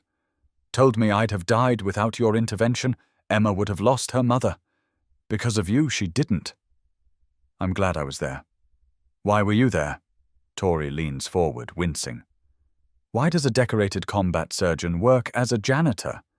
Why hide skills that could save so many people? Benjamin's jaw tightens. My past is my business. Your past saved my life. That makes it my business too. Tori's voice gentle but firm. I've read your service record. I know about Sarah, about the explosion, about losing her while saving 11 others. I understand survivor's guilt, Mr. Hayes. You understand nothing. Then help me understand. Why punish yourself for 8 years? Why deny the world a talented surgeon? Because I failed.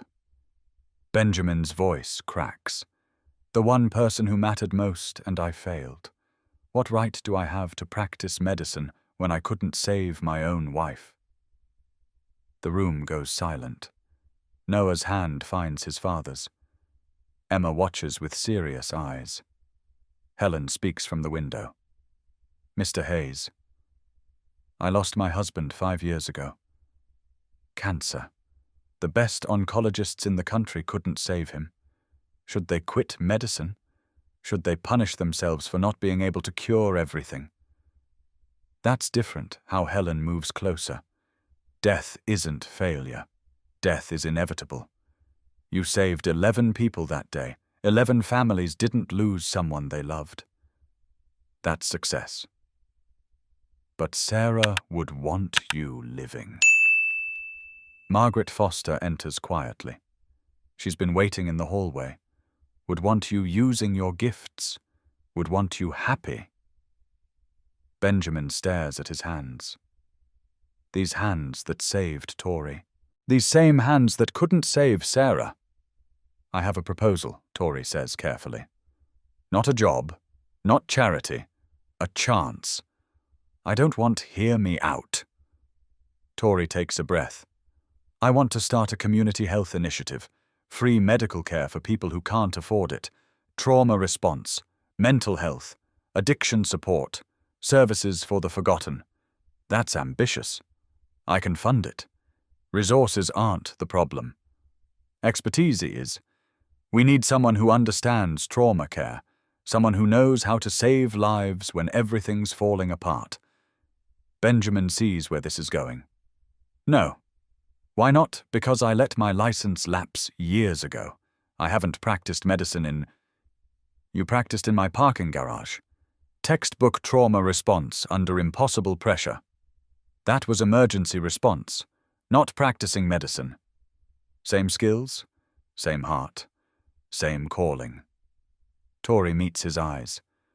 I'm not asking you to be who you were. I'm asking you to be who you are. A healer, a father, a man who showed up when someone needed him. Emma climbs off the bed, carefully walks to Benjamin. She holds out a drawing. 4 people under a rainbow. Our family, she says quietly. That's what we could be, if you let us. Benjamin's vision blurs. This 6-year-old child offering him belonging he doesn't deserve. I don't know if I can, he whispers. Then try. Tori says, start small. Teach trauma response at the center. You already do that at the community clinic. Let us give you resources to do it right. And if I fail, if I freeze, if I remember Sarah, and then you try again. Tori's voice firm. That's what brave people do. They try, fail, try again. They don't hide. Benjamin looks at Noah. His son nods. You can do this, Dad. He looks at Emma, this bright child who trusts him completely. He looks at Tori, this strong woman asking him to be strong too. He looks at Margaret and Helen, 2 women who see his pain and refuse to let him stay in it. Okay, he says quietly. I'll try. Emma squeals. Noah grins. Helen dabs her eyes. Margaret smiles victoriously. Tori extends her good hand. Partners. Benjamin takes it. Partners. The grip seals more than business deal. It seals the beginning of healing. The start of something neither can name yet, but both desperately need. Justice has been served. Gregory Walsh will spend decades in prison. Thomas Reed too. Campbell Industries is safe. But more importantly, 2 broken people have found each other. And with the help of 2 wise children, they're about to discover that healing happens together. The reckoning is complete. Now comes the rebuilding. And Benjamin Hayes, for the first time in 8 years, is ready to try. Saturday evening, 6 p.m. Benjamin stands outside Victoria Campbell's house, Noah beside him, both nervous for different reasons. The house is beautiful. 3 stories, Victorian architecture, manicured lawn porch swing, moving gently in evening breeze. Everything Benjamin's basement apartment is not. This is where she lives? Noah whispers. Yeah, buddy. It's really nice. It is. Benjamin holds a cheap bouquet from the bodega Noah's drawing tucked inside. Should we go home? This was a mistake. Before Noah can answer, the front door bursts open. Emma runs out, blonde curls flying, arms wide. Noah, Mr. Ben. You came, she throws herself at Noah first. They hug with the unself-conscious joy of children who've found their person. Then she turns to Benjamin, wraps small arms around his waist. Come in. We made dinner. Well, Mommy ordered dinner, but we put it on plates so it counts. Tori appears in the doorway, arm still in sling but smiling. Welcome. Please come in. Inside the house is warm, lived in despite the obvious expense. Family photos everywhere. Emma's artwork covering the refrigerator. Toys in organized chaos. A home, not just a house. Benjamin feels like an intruder, his worn jeans and button-down shirt inadequate. His son's hand-me-down clothes from the church donation box, shabby in this space. But Noah doesn't seem to notice. He's following Emma upstairs, already chattering about drawings. Can we show Noah my room? Emma asks. Go ahead. Tori says, dinner in 20 minutes. The kids thunder upstairs, leaving adults in uncomfortable silence. Your home is beautiful, Benjamin says. Thank you. It's too big for just two of us, but Emma loves the yard. Tori gestures toward the kitchen. Wine. Or something else. Water's fine. Practical. I like that. In the kitchen, Tori struggles one-handed with a vase. Benjamin takes it automatically, fills it with water, arranges the flowers Noah picked. The motions feel domestic, dangerous, like he's playing house when he should be keeping distance. Sarah used to make me practice flower arranging, he says without meaning to. Said surgeons should have good hands in all situations. Tori goes still. That's the first time you've mentioned her name to me. Benjamin realizes she's right. I'm sorry. Don't be. Tori's voice soft. She was your wife. She's part of your story. You're allowed to talk about her. Most people get uncomfortable. I'm not most people. Tori meets his eyes. I've read about her. Nurse. Dedicated. Believed in serving everyone who needed help. She sounds remarkable. She was. Benjamin's throat tight. And I think she'd like you. The words surprise both of them. Tori's eyes shine with tears. She blinks away. That's the kindest thing anyone's said to me in years. The timer dings. Dinner ready. They call the kids down. The table is set beautifully, even with Tori's limited mobility. Italian food, Emma's choice. Garlic bread, pasta salad. Simple and perfect. Emma chatters non-stop through dinner, telling stories, asking questions, filling every silence. Noah responds more than Benjamin's heard in months. Small sentences but present, engaged, happy. Benjamin watches his son come alive and feels something crack open in his chest. This is what Noah needs. Friends, family, connection beyond the two-person island they've been living on. You're quiet, Tori observes. Just listening. Seeing Noah this happy. Emma has that effect. Tori smiles. She sees the good in people. Always has. She gets that from you. I don't know about that. I've been so focused on work on proving myself. You built a company, raised a daughter alone. That's not nothing. You raised a son alone, served your country, saved lives, saved mine. That's everything. Their eyes meet. Something passing between them. Understanding. Recognition. Two people who've survived, who've sacrificed, who've forgotten how to want things for themselves. Mom. Emma interrupts. Can Noah and Mr. Ben come over every week, Emma? Please, Noah's my friend, and Mr. Ben makes you smile and you never smile at home. Tori's face flushes. Benjamin focuses very hard on his pasta. Emma doesn't notice the awkwardness she's created. Noah saves them. Dad, can we? That's up to Ms. Campbell, buddy. Tori, she corrects gently. Please call me Tori. And yes, you're both welcome any time. Thank you. Benjamin means it. For dinner, for everything. After dinner, kids play in the living room while adults clean up. Benjamin helps despite protests. They work in comfortable silence, passing dishes, moving around each other with surprising ease. On the porch, after coffee in hand, evening settling around them, Tori brings up the health initiative. I've been thinking about the center. What it could be. Benjamin listens. Not just medical care. Whole person care. Trauma response, yes, but also mental health, addiction support, job training, everything people need to rebuild. That's more than a health center. That's a community. Exactly.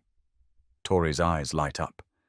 And we need someone who understands trauma, who knows what it means to save lives when everything's falling apart. Someone who's been there. I haven't practiced in 8 years. My license can be reinstated. Margaret's already looking into requirements. 3 months of recertification classes, pass the exams. You'd be licensed again. 3 months. Benjamin's stomach twists. I don't know if I can. Why not? Because every time I think about practicing again, I see Sarah's face. The blood. The explosion. I'm back there failing her. Tori reaches out, touches his arm gently. You didn't fail her. You survived. Those are different things. Are they? Yes. Surviving isn't failure. It's what you do after surviving that matters. Tori's grip tightens. You've been punishing yourself for 8 years.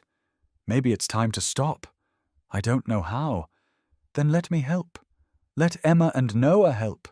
Let the community help. Tori's voice passionate now. You don't have to do this alone, Benjamin. Healing happens together. Inside, the kids have found the kids' movie channel. Their laughter drifts out through the window. So much joy in that sound. Sarah believed medicine was service, Benjamin says quietly. That we had an obligation to help whoever needed it, regardless of politics or money or convenience.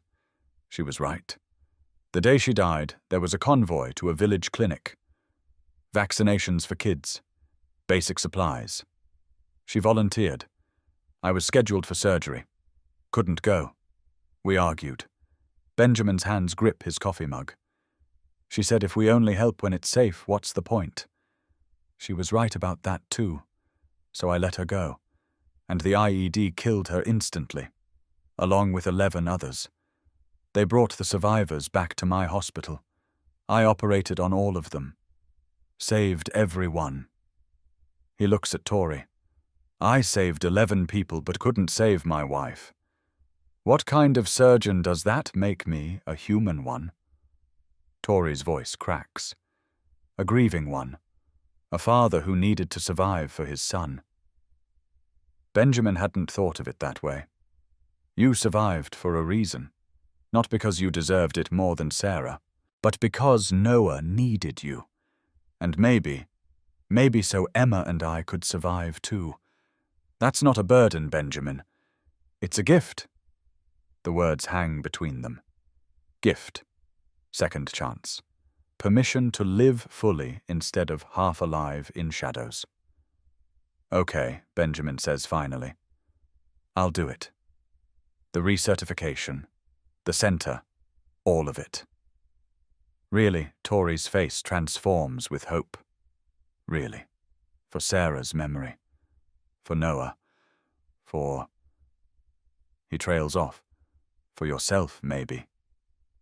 Benjamin meets her eyes. And maybe for you.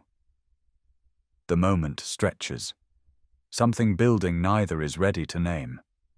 Then Noah appears at the window. Dad, Emma wants to show me her room. Can I see? Of course, buddy. The spell breaks, but the connection remains. Benjamin and Tori.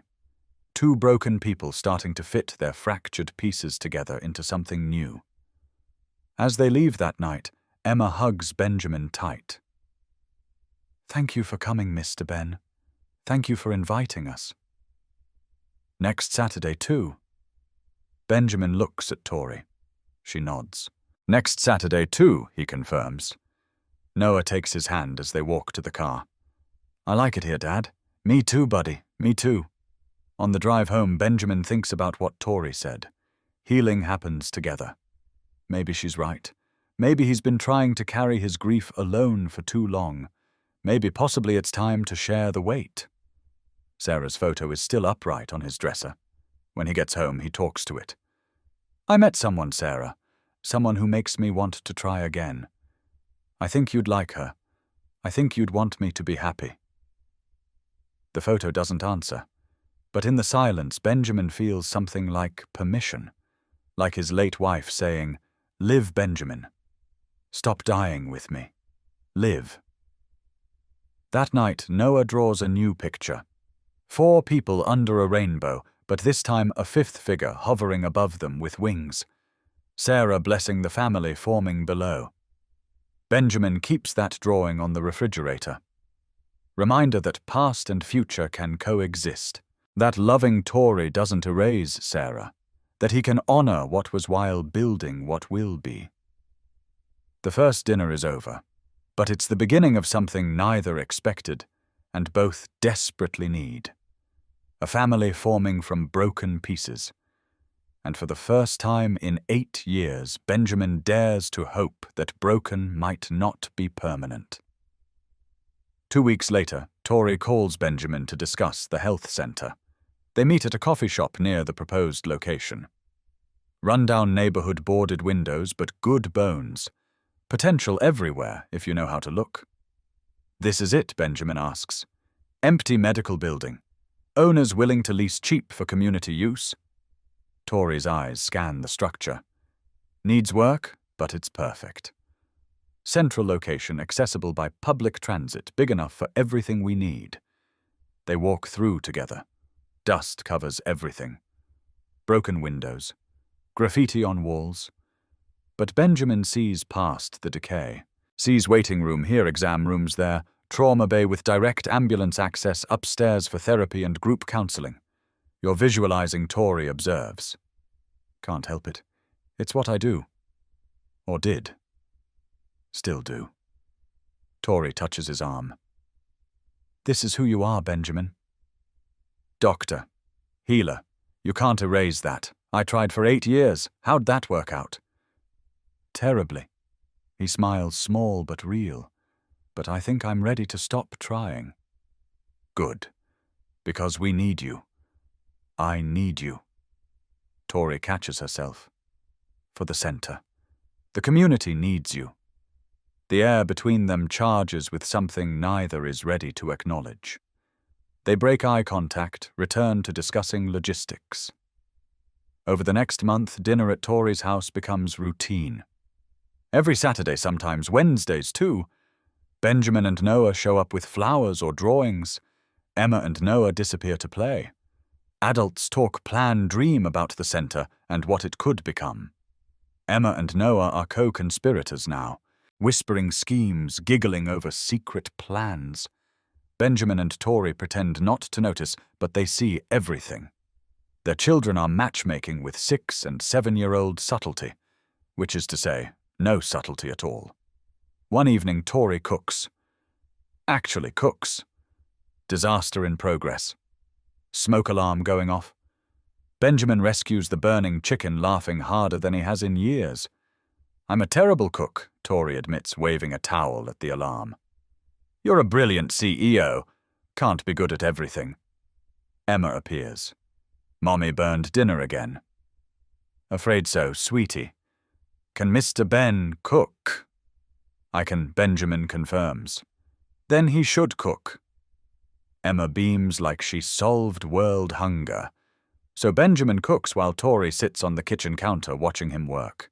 They talk about everything and nothing. His time in Kandahar, her father building the company, Sarah's laugh, Emma's birth, Noah's selective mutism, the divorce that freed Tory but left scars. Hours pass like minutes. The chicken disaster becomes inside joke. Emma and Noah eat sandwiches instead. Nobody minds. After dinner, kids asleep during a movie, Tory and Benjamin sit on the porch. October evening, cool breeze, stars visible above city lights. "I want to start the center in January," Tory says. "Give you time for recertification." "That's ambitious. I'm an ambitious person. I've noticed." Benjamin's smile is warm. "It's one of the things He stops. "One of the things you—" "What? Nothing." "Never mind." "Benjamin." Tory turns to face him. "We've been doing this dance for months. You know it, right?" He knows. God help him, he knows. Every look, every touch, every moment that lingers too long. He's falling for Victoria Campbell and has no idea how to handle it. I'm terrified, he admits. Of what? Of this? Of wanting something again? Last time I wanted something, last time I loved someone, she died. I'm not her. Tori's voice gentle. And you're not the same man you were 8 years ago. So I'm broken now. We're both broken. Tori moves closer. But maybe broken pieces fit together in new ways. They're inches apart. Benjamin's hand reaches up, touches her face. Tori leans into the touch, eyes closing. Then Emma's voice from inside. Are they kissing yet? Noah, not yet, but soon. Both adults jump apart. The kids are supposed to be asleep. You two are terrible spies. Tori calls, giggling from inside. Then footsteps running upstairs. Benjamin laughs, tension broken. They're not wrong, though. About us, about... He struggles for words. About the fact that there's an us forming whether we're ready or not. Are you ready? No. Benjamin's honesty raw. But I'm tired of not being ready. Tired of hiding. Tired of living half a life because I'm scared.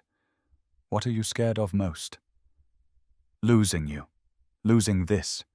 Having happiness and watching it explode just like before. Tori takes his hand. I can't promise nothing bad will happen. Life doesn't work that way. But I can promise I'll show up. Every day. Through whatever comes. I want to believe that. Then try. Tori squeezes his hand. Be brave enough to try. Benjamin looks at this remarkable woman. CEO, mother survivor. Someone who sees his broken pieces and doesn't run. Someone who makes him want to be whole again. Okay, he whispers. I'll try. They don't kiss that night. But the promise hangs between them. Soon. When he's ready. When fear becomes smaller than hope. Inside, Emma and Noah high-five silently. Operation Get Them Together is proceeding exactly as planned. 3 months after the attack, Thomas Reed's trial concludes. He pleads guilty, accepts his 15-year sentence. Gregory Walsh has already started serving his 25 years. Justice slow but certain. Tori attends Reed's sentencing. Needs to see this chapter close. Benjamin goes with her silent support. They sit in the gallery while Reed makes his statement. I'm sorry, Ms. Campbell. I was desperate for money. Walsh offered a lot. I didn't mean for it to go so far, but it did go that far, the judge responds. You beat a woman nearly to death. Intention doesn't erase action. Reed is led away. Tori exhales slowly. It's done. It's done, Benjamin confirms. How do you feel? Relieved. Angry. Grateful. She looks at him. Mostly grateful. Because you were there.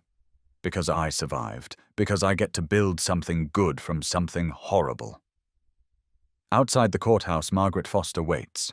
Board's approved funding. $5 million initial investment for the health center. More available as needed. Tori hugs her, careful of lingering injuries. Thank you, Margaret. Thank you for turning trauma into purpose. Margaret looks at Benjamin. And you, Dr. Hayes, your medical license came through this morning. Benjamin's heart stops. What recertification board approved?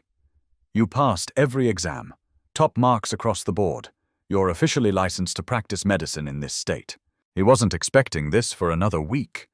The news hits him like a physical blow. Doctor. He's a doctor again. After 8 years of being invisible, he has the right to save lives officially. Tori touches his arm. You did it. I did it. Benjamin can barely process it. I'm a doctor again. You never stopped being one, Margaret says gently. Now it's just official. That night, Benjamin tells Noah. His son whoops with joy, throws arms around him. I'm so proud of you, Dad. Thanks, buddy. Does this mean we can help more people at the center? Yeah, it means we can help a lot more people.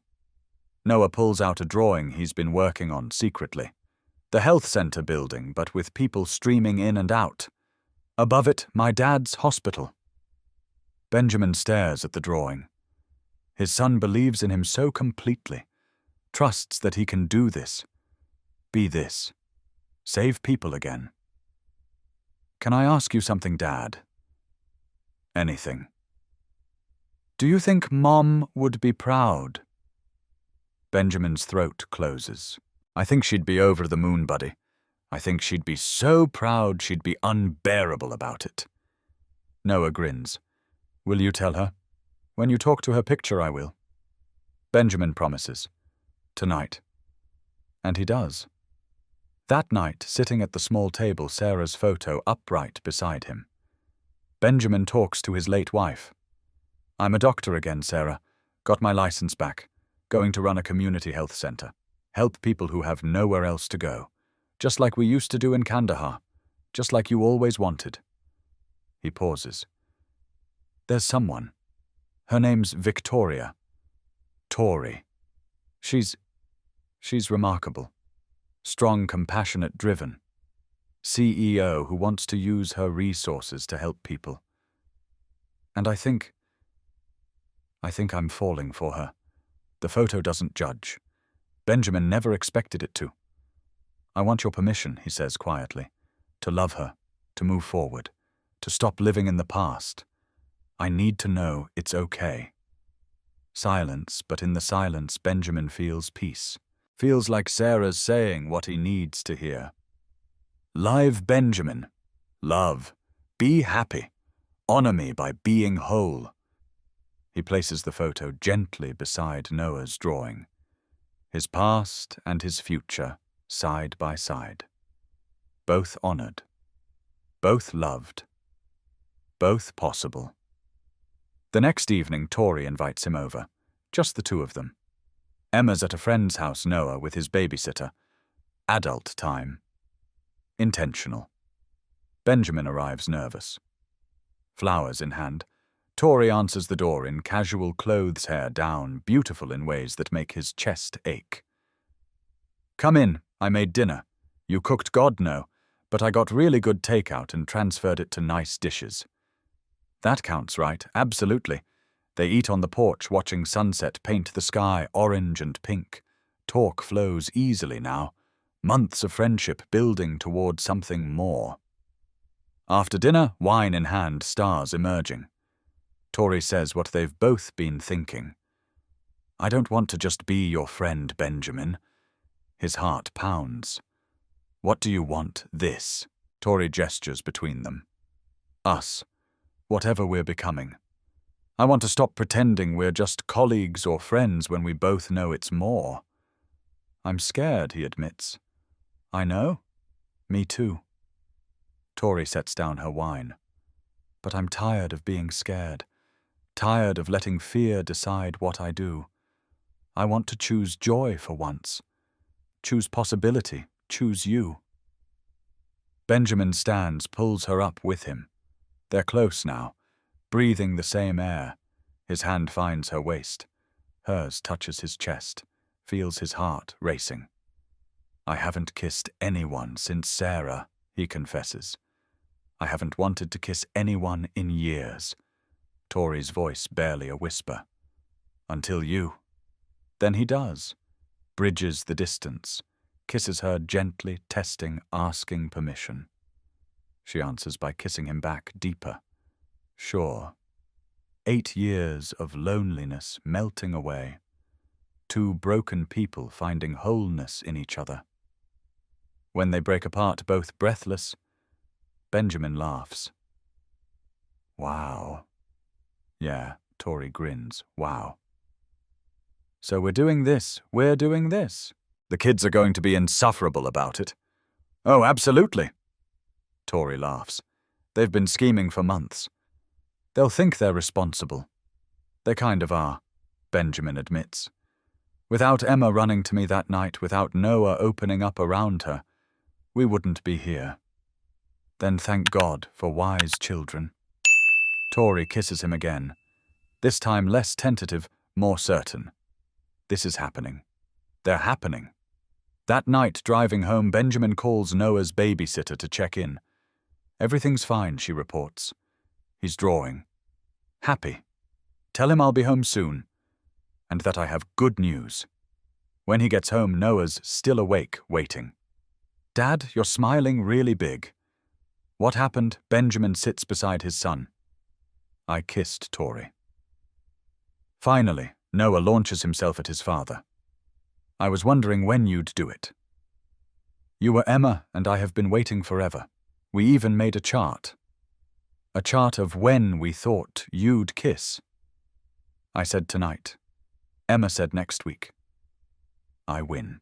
Benjamin laughs so hard, tears stream down his face.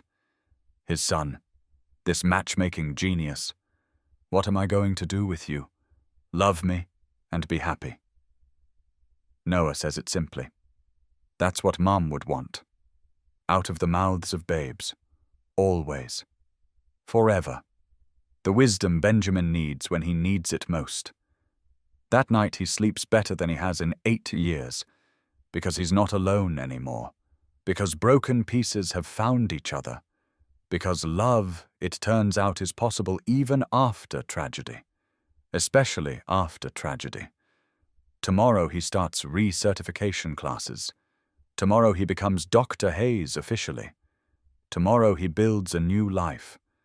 But tonight he sleeps wrapped in hope. And for the first time since Sarah died, hope doesn't feel like betrayal. It feels like healing. And healing, he's learning, is the bravest thing broken people can do. Monday morning, 9 a.m., Benjamin sits in a classroom with doctors half his age. Continuing education. Students, returning practitioners, and him, the combat surgeon who vanished for 8 years. The instructor, Dr. Ramon Garcia, reviews the attendance list. Captain Hayes. Welcome back to medicine. Thank you. Benjamin keeps his voice neutral. Just want to refresh my skills. Modest. Dr. Garcia smiles. Your record suggests you could teach this class. The other students turn to look. Benjamin shrinks from the attention. This is why he avoided official channels, why he stayed invisible. Being seen means being questioned. The first exam covers anatomy. Basic but essential. Benjamin's hands shake, holding the pencil, not from lack of knowledge, from fear of failure. What if 8 years erased what he knows? What if he can't do this anymore? He closes his eyes, breathes, hears Sarah's voice from memory. You know this, Benjamin. Your body knows. Trust yourself. He opens his eyes, begins. The questions are muscle memory. Answers flow. An hour later, he finishes first. Results come back next day, 98%. Top of class. Benjamin stares at the score. His hands remember what his mind doubted. He can do this. He is still a doctor. Bones deep, undeniable. Week 3 brings practical simulations. Trauma scenarios. Mannequins with combat injuries. Timed responses. Benjamin's turn comes. Patient has gunshot wound to abdomen, significant blood loss going into shock. You have 2 minutes. Go. Benjamin's hands move on instinct. Check airway. Control bleeding. Establish IV line. Assess for internal damage. Package for transport. Every movement precise, practiced, perfect. Then the mannequin's face becomes Sarah's. Blood pooling like that day. Her eyes staring, unseeing. The explosion replaying in his mind. His hands freeze. Can't move. Can't breathe. PTSD flashback hitting like a tidal wave. Dr. Hayes' time's running. Garcia's voice distant. Benjamin can't respond. He's back in Kandahar. Back in that moment when everything shattered. Sarah's blood on his hands.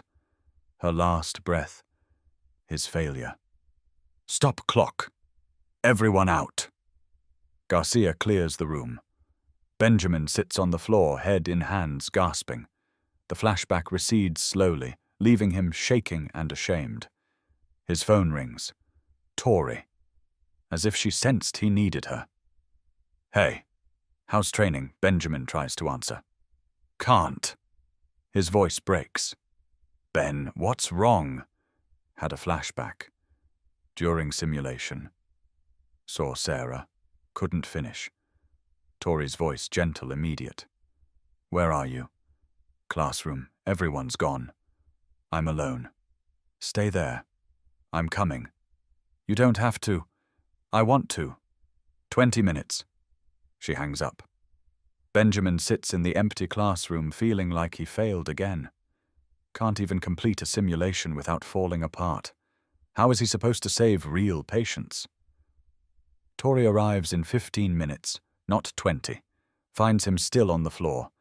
She sits beside him without a word. Just presence, just being there. "I can't do this," Benjamin says. "Every time I try, I see her. The blood. The explosion. I'm back there failing her all over again." "You're not failing." Tori's hand finds his. "You're processing trauma. That's not failure, that's being human. But if I can't get through a simulation, then you try again, and again. Until you can." Tori's voice firm. "You've been avoiding this for 8 years. Your brain needs time to catch up to your heart. What if I never get there? Then we figure something else out. But I don't believe that. I've seen you save a life under worse conditions than any classroom. You have this. You just have to fight through the fear." Benjamin looks at her. This woman who believes in him more than he believes in himself. "What if I let you down?" "Impossible." Tori smiles. "You've already exceeded every expectation. Everything after this is bonus." He kisses her. Right there on the classroom floor, grateful, desperate, clinging to her strength when his own falters. When they break apart, Tori says, "Go back in there. Try the simulation again. I'll wait outside. What if I freeze again?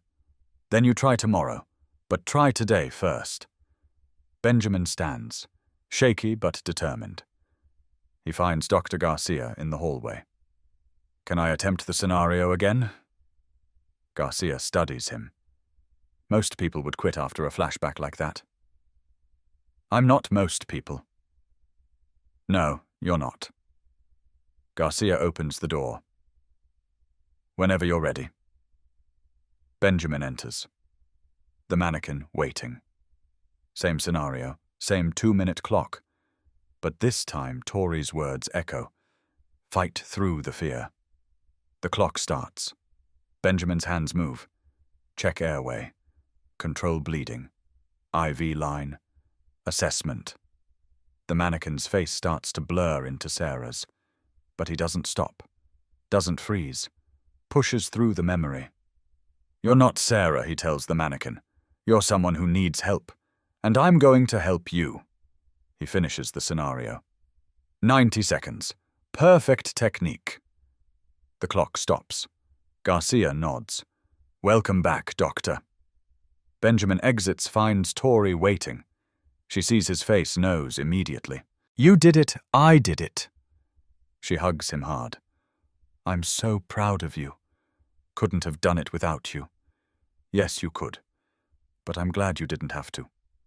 That evening, Noah greets him at home with excitement. "Dad, how was school hard?" "But good." Benjamin sits beside his son. "I had a moment where I almost gave up, but someone helped me remember why I'm doing this."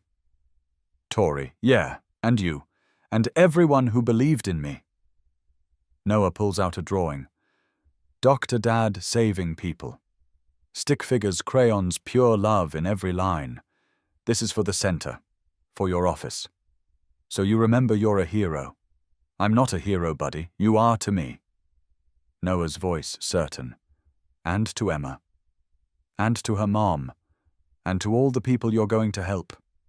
Benjamin keeps that drawing. Frames it. Hangs it in the apartment where he sees it every morning.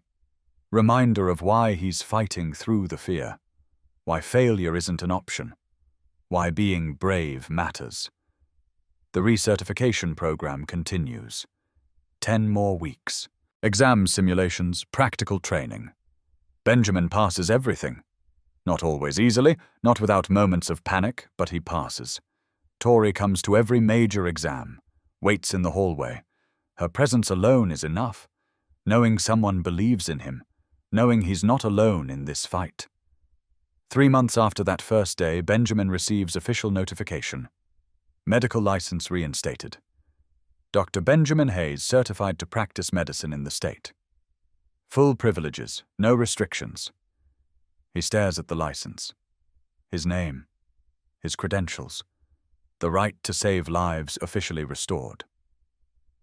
That night he takes Noah and Tori and Emma to dinner. Celebration. The kids get dessert first, breaking every parenting rule. Nobody cares. To Dad, Noah raises his juice box. To Ben, Tori raises her wine. To New Beginnings, Benjamin raises his water. And to the people who make them possible. They toast. Family officially and unofficially. Bound by love and loss and the courage to try again. The license is official, but more importantly, Benjamin Hayes is officially back from the dead. The invisible man is visible. The broken surgeon is healing. The father hiding in shadows is standing in light. And it's terrifying and beautiful and exactly what Sarah would have wanted. What he wants. What Noah deserves. What Tori and Emma give freely. Tomorrow, the real work begins. Building the health center. Saving lives. Being the doctor he was always meant to be. But tonight, he celebrates being seen. Being whole. Being loved. And for the first time in 8 years, Benjamin Hayes is exactly where he needs to be. The health center location stands empty, waiting. Benjamin and Tori visit every week, planning, dreaming, sketching possibilities on graph paper. The architect follows them through dusty rooms, taking notes on vision that's bigger than walls. Waiting room here, Benjamin gestures. Open, not sterile. Comfortable chairs, natural light. No one should feel like a number. Play area for kids, Tori adds, because children come with parents and waiting is hard. The architect sketches. Benjamin walks to where exam rooms will be. Glass fronts. See-through, so patients never feel trapped. Privacy concerns, the architect asks. Curtains when needed. But the option for transparency matters. Trust matters. They move upstairs. Benjamin's excitement building with every room. Therapy spaces, group counseling, addiction support, mental health integration. Because trauma isn't just physical. This is ambitious, the architect says. Not just a clinic. Full-service community center. That's the point. Tori's voice firm. People don't need band-aids. They need comprehensive care. The whole person, not just the injury. Benjamin looks at her, admiration plain on his face. She sees people the way he does, the way Sarah did. Every person deserving dignity, care, wholeness. What about the roof, the architect asks. Benjamin climbs the stairs, emerges onto flat rooftop. City skyline visible, morning light, golden, space waiting. Garden, he says immediately. Healing space. Somewhere peaceful. Because recovery isn't just medical.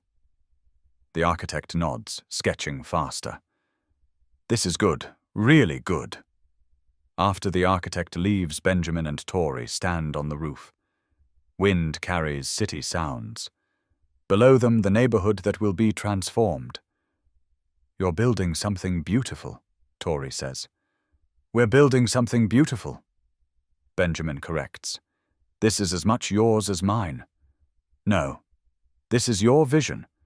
I'm just providing resources. You're providing belief. That matters more than money. They stand close.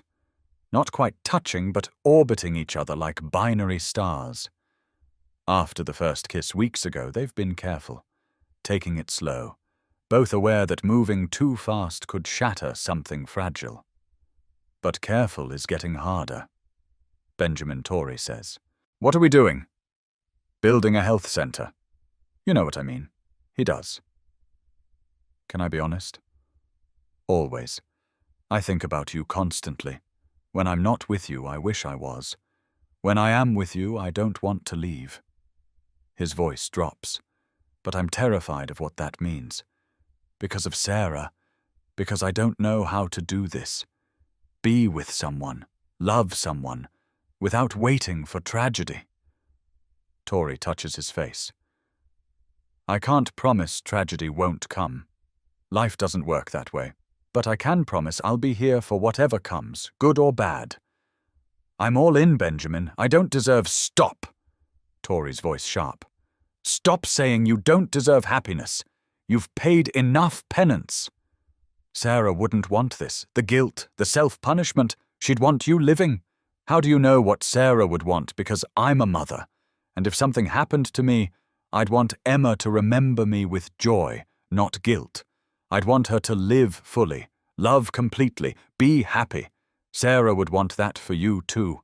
Benjamin's eyes burn. You're right. She would. Then let her go. Not forget her. Let her rest. Let yourself live. They kiss. Soft at first, then desperate. Months of careful restraint breaking. His hands in her hair, her arms around his neck. The roof, the city, everything fading except this. When they break apart, both breathless, Benjamin laughs. The kids are going to be insufferable. Oh, completely. Torrey grins. They'll plan the wedding before we have a second date. Second date. This is our 5th, 6th if you count the hospital visit. We're doing this backward. We're doing this perfectly. Torrey kisses him again. For us. On our timeline. No one else's. Over the next month, construction begins. The building transforms, walls painted calming blues and greens, exam rooms created, therapy spaces designed, the roof garden planted with flowers that bloom year-round. Benjamin involves Noah, brings him to the site after school. They wear matching hard hats. Noah draws pictures of what the center will become. Tapes them to walls where workers see his vision. Emma comes too, usually. Torrey brings her after ballet. The kids explore together, imagining patients who'll be helped, lives that will change. One afternoon, Emma finds Benjamin reviewing blueprints. Mr. Ben, can I ask you something? Of course, sweetheart. Do you love my mom? The question stops him cold. Emma waits patiently, 6 years old, but already understanding the weight of the conversation. I do, Benjamin says honestly. Very much. Good, Emma grins. Because she loves you too. She told Grandma. She did, yep. Said you make her happy. That she hasn't felt this way in forever. Emma leans closer conspiratorially. Also, she bought a new dress for your next date. That means she really likes you. Out of the mouths of babes. Benjamin laughs. Can I tell you a secret, Emma? Okay, I bought new clothes too. A nice shirt. Because I really like your mom. Emma squeals. Then you should get married. Slow down. We're still figuring things out. But you're figuring together. That's what matters. Emma hugs him. I'm glad you love each other. It means we'll all be a family. After she skips away, Benjamin sits with the weight of her words. Family. 4 people who found each other through tragedy and choice. Not biology, but something stronger. Chosen family. That evening, Torrey finds him alone in what will be his office, floor-to-ceiling windows overlooking the street, his desk facing outward so he always sees the community he serves. Penny for your thoughts. Thinking about what Emma said today. About family. She asked if you love me, didn't she? Benjamin turns. How do you know? Because she asked me the same thing this morning. Torrey moves closer. What did you tell her? The truth. That I do. Benjamin's voice steady. Love you, more than I expected, more than I thought possible after Sarah. Tears stream down Tori's face. I love you too. I've been terrified to say it. Afraid it's too soon, too fast, too much. How can it be too much when it's exactly right? They stand in the empty office, surrounded by possibility. The health center taking shape. Their lives taking shape. Everything building toward something beautiful. I want this to work, Tori whispers. Us, the center, all of it, it will. Benjamin pulls her close. We'll make sure it does. That night over dinner with the kids, Emma makes an announcement. Noah and I made something. She pulls out a poster. Hand-drawn crayons and markers, beautiful in its childish enthusiasm. Hayes Campbell Community Health Center, where healing happens. You changed the name, Tori observes. Yep. Emma beams. Because it's both of you. Together. A family name. Benjamin looks at Tori, sees her tears, her hope, her love written plain. He looks at the kids, these wise souls who see what adults take years to recognize. I like it, he says. Hayes Campbell. Together. Me too, Tori agrees. Together. The poster goes up first thing in the new building. Not the official name, but the true one. A center built by broken people for broken people. Where healing happens not despite pain, but because of shared understanding. 3 months until opening day. 3 months to finish construction, hire staff, prepare for the community that needs them. But more importantly, 3 months for Benjamin and Tori to build their own foundation. Love growing from tragedy, family forming from choice, hope emerging from darkness, and Emma and Noah watching from the sidelines, high-fiving their success. Operation Get Them Together nearly complete. Just one more step needed. The wedding. But first, the proposal. And those two matchmaking geniuses already have a plan. December 15th. Mail day. Benjamin opens the official envelope with hands that still shake from hope and fear mixed together. Inside his medical license. Restored. Valid. Dr. Benjamin Hayes authorized to practice medicine. Noah watches from the doorway. What's it say, Dad? It says... Benjamin's voice cracks. It says, I'm officially a doctor again. Noah whoops, launches himself at his father. Hard enough to knock them both over. They land laughing on the floor of their small apartment. I knew you could do it. I told everyone at school you did. Yeah. They didn't believe me at first, but I said my dad is the smartest person ever, and now you proved it. Benjamin holds his son, this 7-year-old, who never doubted, who believed even when Benjamin couldn't believe in himself. We need to celebrate, Noah says. Can we call Tori and Emma? Absolutely. The phone call turns into dinner invitation. Tori's house, 6 p.m. she's cooking. Actually cooking, she insists. No takeout. Should I be worried? Benjamin asks. Probably.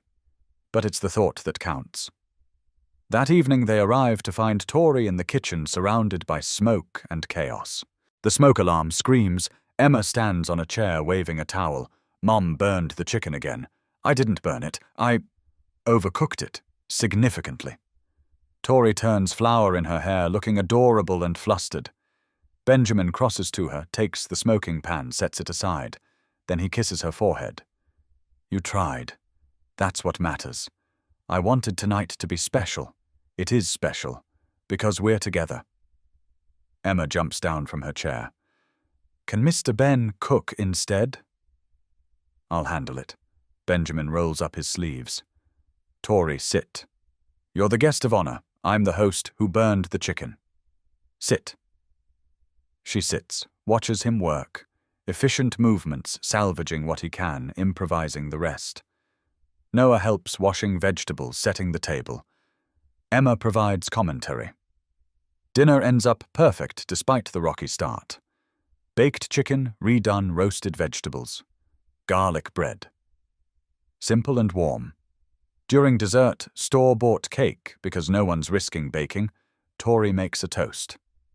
To Benjamin, to Dr. Hayes, who proved that second chances are real, that courage exists, that broken people can become whole. Noah raises his juice. To Dad, Emma joins. To Mr. Benjamin's throat tight. To all of you. For believing when I couldn't. They eat cake. Kids disappear to play upstairs, leaving adults at the table. How does it feel? Tori asks. Having the license back? Terrifying. Exciting. Like I can breathe again. You can do this. I know. Because you believe in me. Benjamin takes her hand. Because Noah believes in me. Because Emma drew me in a white coat months before I earned the right to wear one. Kids see truth adults miss. They do. Benjamin squeezes her hand. Thank you. For pushing me. For not letting me hide. Thank you for being brave enough to try. They sit in comfortable silence. The house warm around them. The kids' laughter drifting down. Everything Benjamin thought he'd lost here in different form. I should go. Let you rest. Or you could stay. Watch a movie. The kids would love it. Tori, if I stay, we'll fall asleep on the couch watching kid movies. Nothing scandalous. Tori's eyes soften. Just family time. Family. The word still catches him off guard. But it fits. These 4 people, this makeshift constellation of chosen love. Okay, we'll stay. They watch animated movies, kids on the floor, adults on couch. Emma falls asleep first, curled against her mother. Noah follows head-on Benjamin's lap. Neither adult moves, not wanting to disturb the peace. Around midnight, Benjamin carries Noah to the car.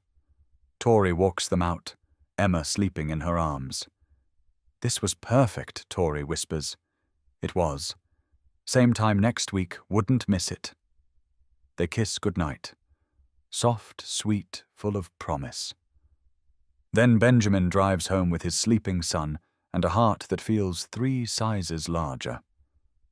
In bed that night, Noah mumbles, Dad. Yeah, buddy, I love Tori and Emma. Like family. Me too, buddy. Me too. Noah falls back asleep.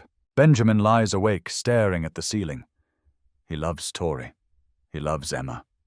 They love him and Noah back. What they're building is real. He picks up his phone. Texts Tori. Thank you for tonight. For everything. I love you. Her response comes immediately. I love you too. Sleep well, Dr. Hayes.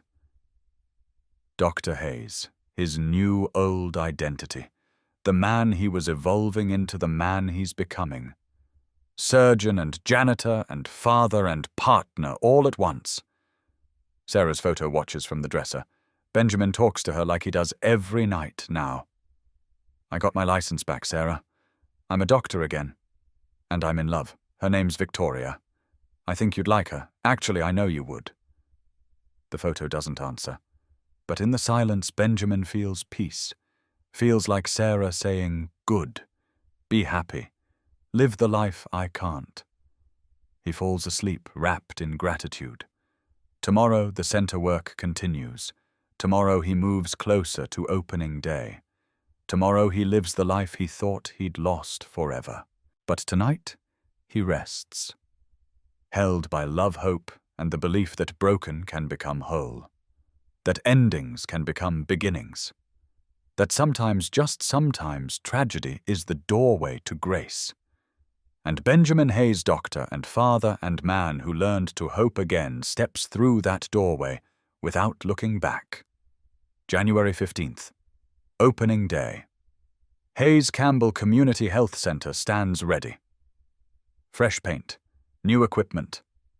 Staff hired and trained. Waiting room filled with comfortable chairs, natural light streaming through windows. Children's play area in the corner. Everything Benjamin imagined now real. The ribbon stretches across the front entrance. Media gathered, community members waiting, city officials present. This matters. To everyone. Margaret Foster speaks first. This center represents what healthcare should be. Accessible, compassionate, focused on healing. Not profit, but purpose. Applause. Benjamin stands in his white coat. First time in 8 years outside training. It fits like coming home. Tori introduces him. Dr. Benjamin Hayes served 3 combat tours, saved countless lives under impossible conditions. Then life threw him a curveball. He lost his wife, lost his way, spent years believing his skills didn't matter anymore. Benjamin's throat tightens. This is his story. Public. Exposed. Everything he spent years hiding. But something happened. Tori continues. A little girl needed help. And Dr. Hayes showed up. Saved a life. Remembered who he was. Her voice cracks. He saved my life. Then he saved his own by choosing to live again, to serve again, to heal again. She turns to him. This center exists because one man refused to stay broken, because he chose courage over comfort. Please welcome Dr. Benjamin Hayes. Benjamin approaches the microphone. Emma and Noah stand in front, holding the ceremonial scissors together. His family. Official and chosen. 8 years ago, he begins. Voice shaking but steady. I stopped being a doctor. Not because I lost my skills, because I lost my purpose, lost faith that I could save anyone who mattered. He sees Tori. Steady. Believing. But someone showed me that purpose isn't about saving everyone. It's about showing up for whoever needs you. About being present. About trying even when you're scared. His hand rests on Emma's shoulder. Noah leans against his other side. This center is for everyone who's been invisible. Everyone who's been told they don't matter. Everyone who's given up hope. You matter. You deserve care. And we're here for you. He takes the scissors. Emma and Noah's hands on his. Together they cut the ribbon. The doors open. First patient enters immediately. Elderly, homeless veteran. Weathered face. Hopeful eyes. Doc, he says. They said you help people. We do. Benjamin guides him inside. Come on, let's get you taken care of. By end of day, 47 patients seen. Every exam room full. Staff moving with purposeful efficiency. Benjamin treats each person with dignity. Takes time. Listens. Heals. Tori watches from the waiting room. Her investment, her vision brought to life by the man she loves. Evening comes. Last patient leaves. Staff exhausted but energized. First day success. Benjamin finds Tori in his office. She's sitting at his desk looking at the framed drawing Noah made. Dr. Dad saving people. You did it, she says. We did it. He sits beside her. This exists because you believed. I believed in you. Past tense. Now I know. Present tense. They sit in comfortable silence. Windows overlooking street where broken people are welcome. Where healing happens without judgment or bills that destroy. 5 years later, Noah Hayes Campbell stands in the community center gym teaching CPR to teenagers.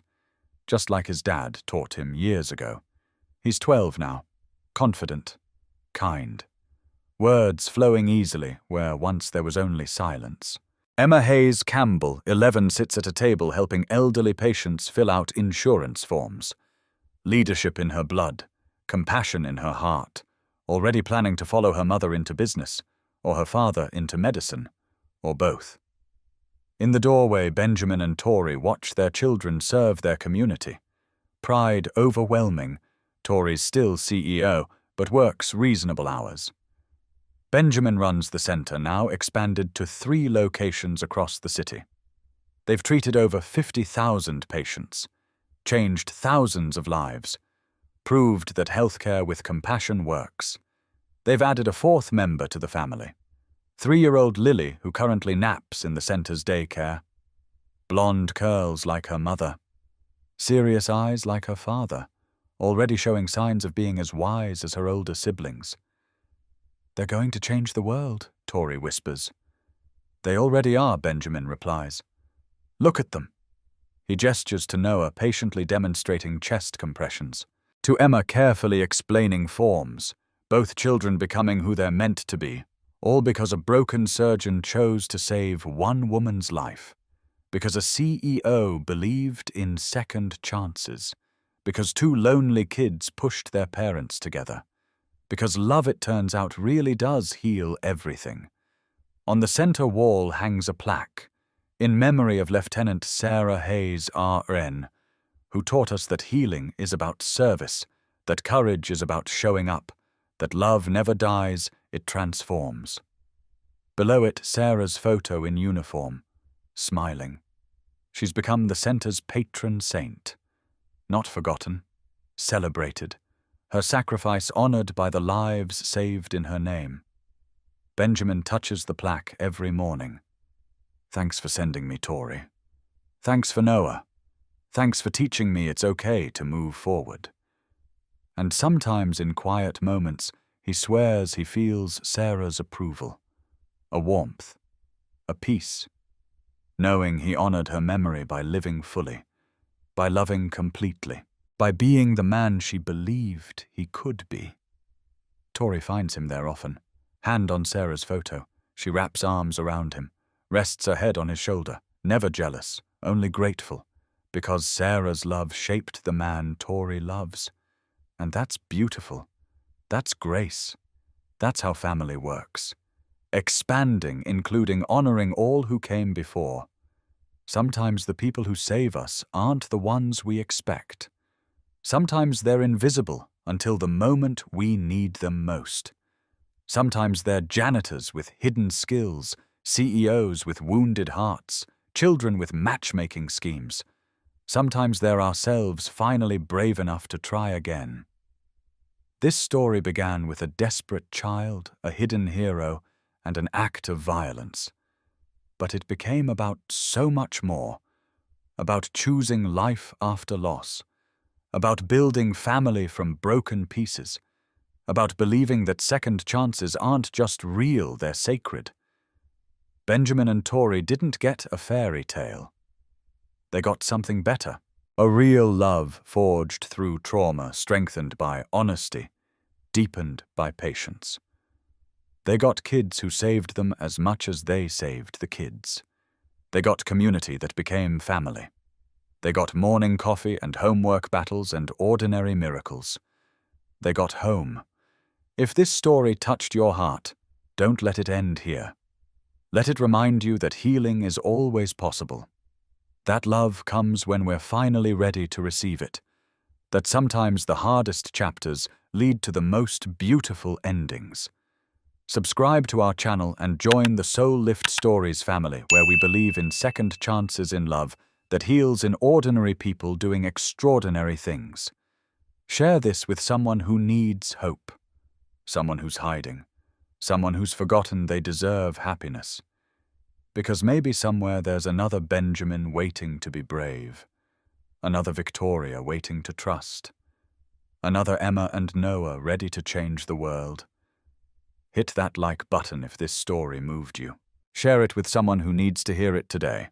And subscribe so you never miss another story about courage, healing, and the power of showing up when it matters most. Your story isn't over. It's just beginning. Thank you for being here. Thank you for believing. See you in the next story.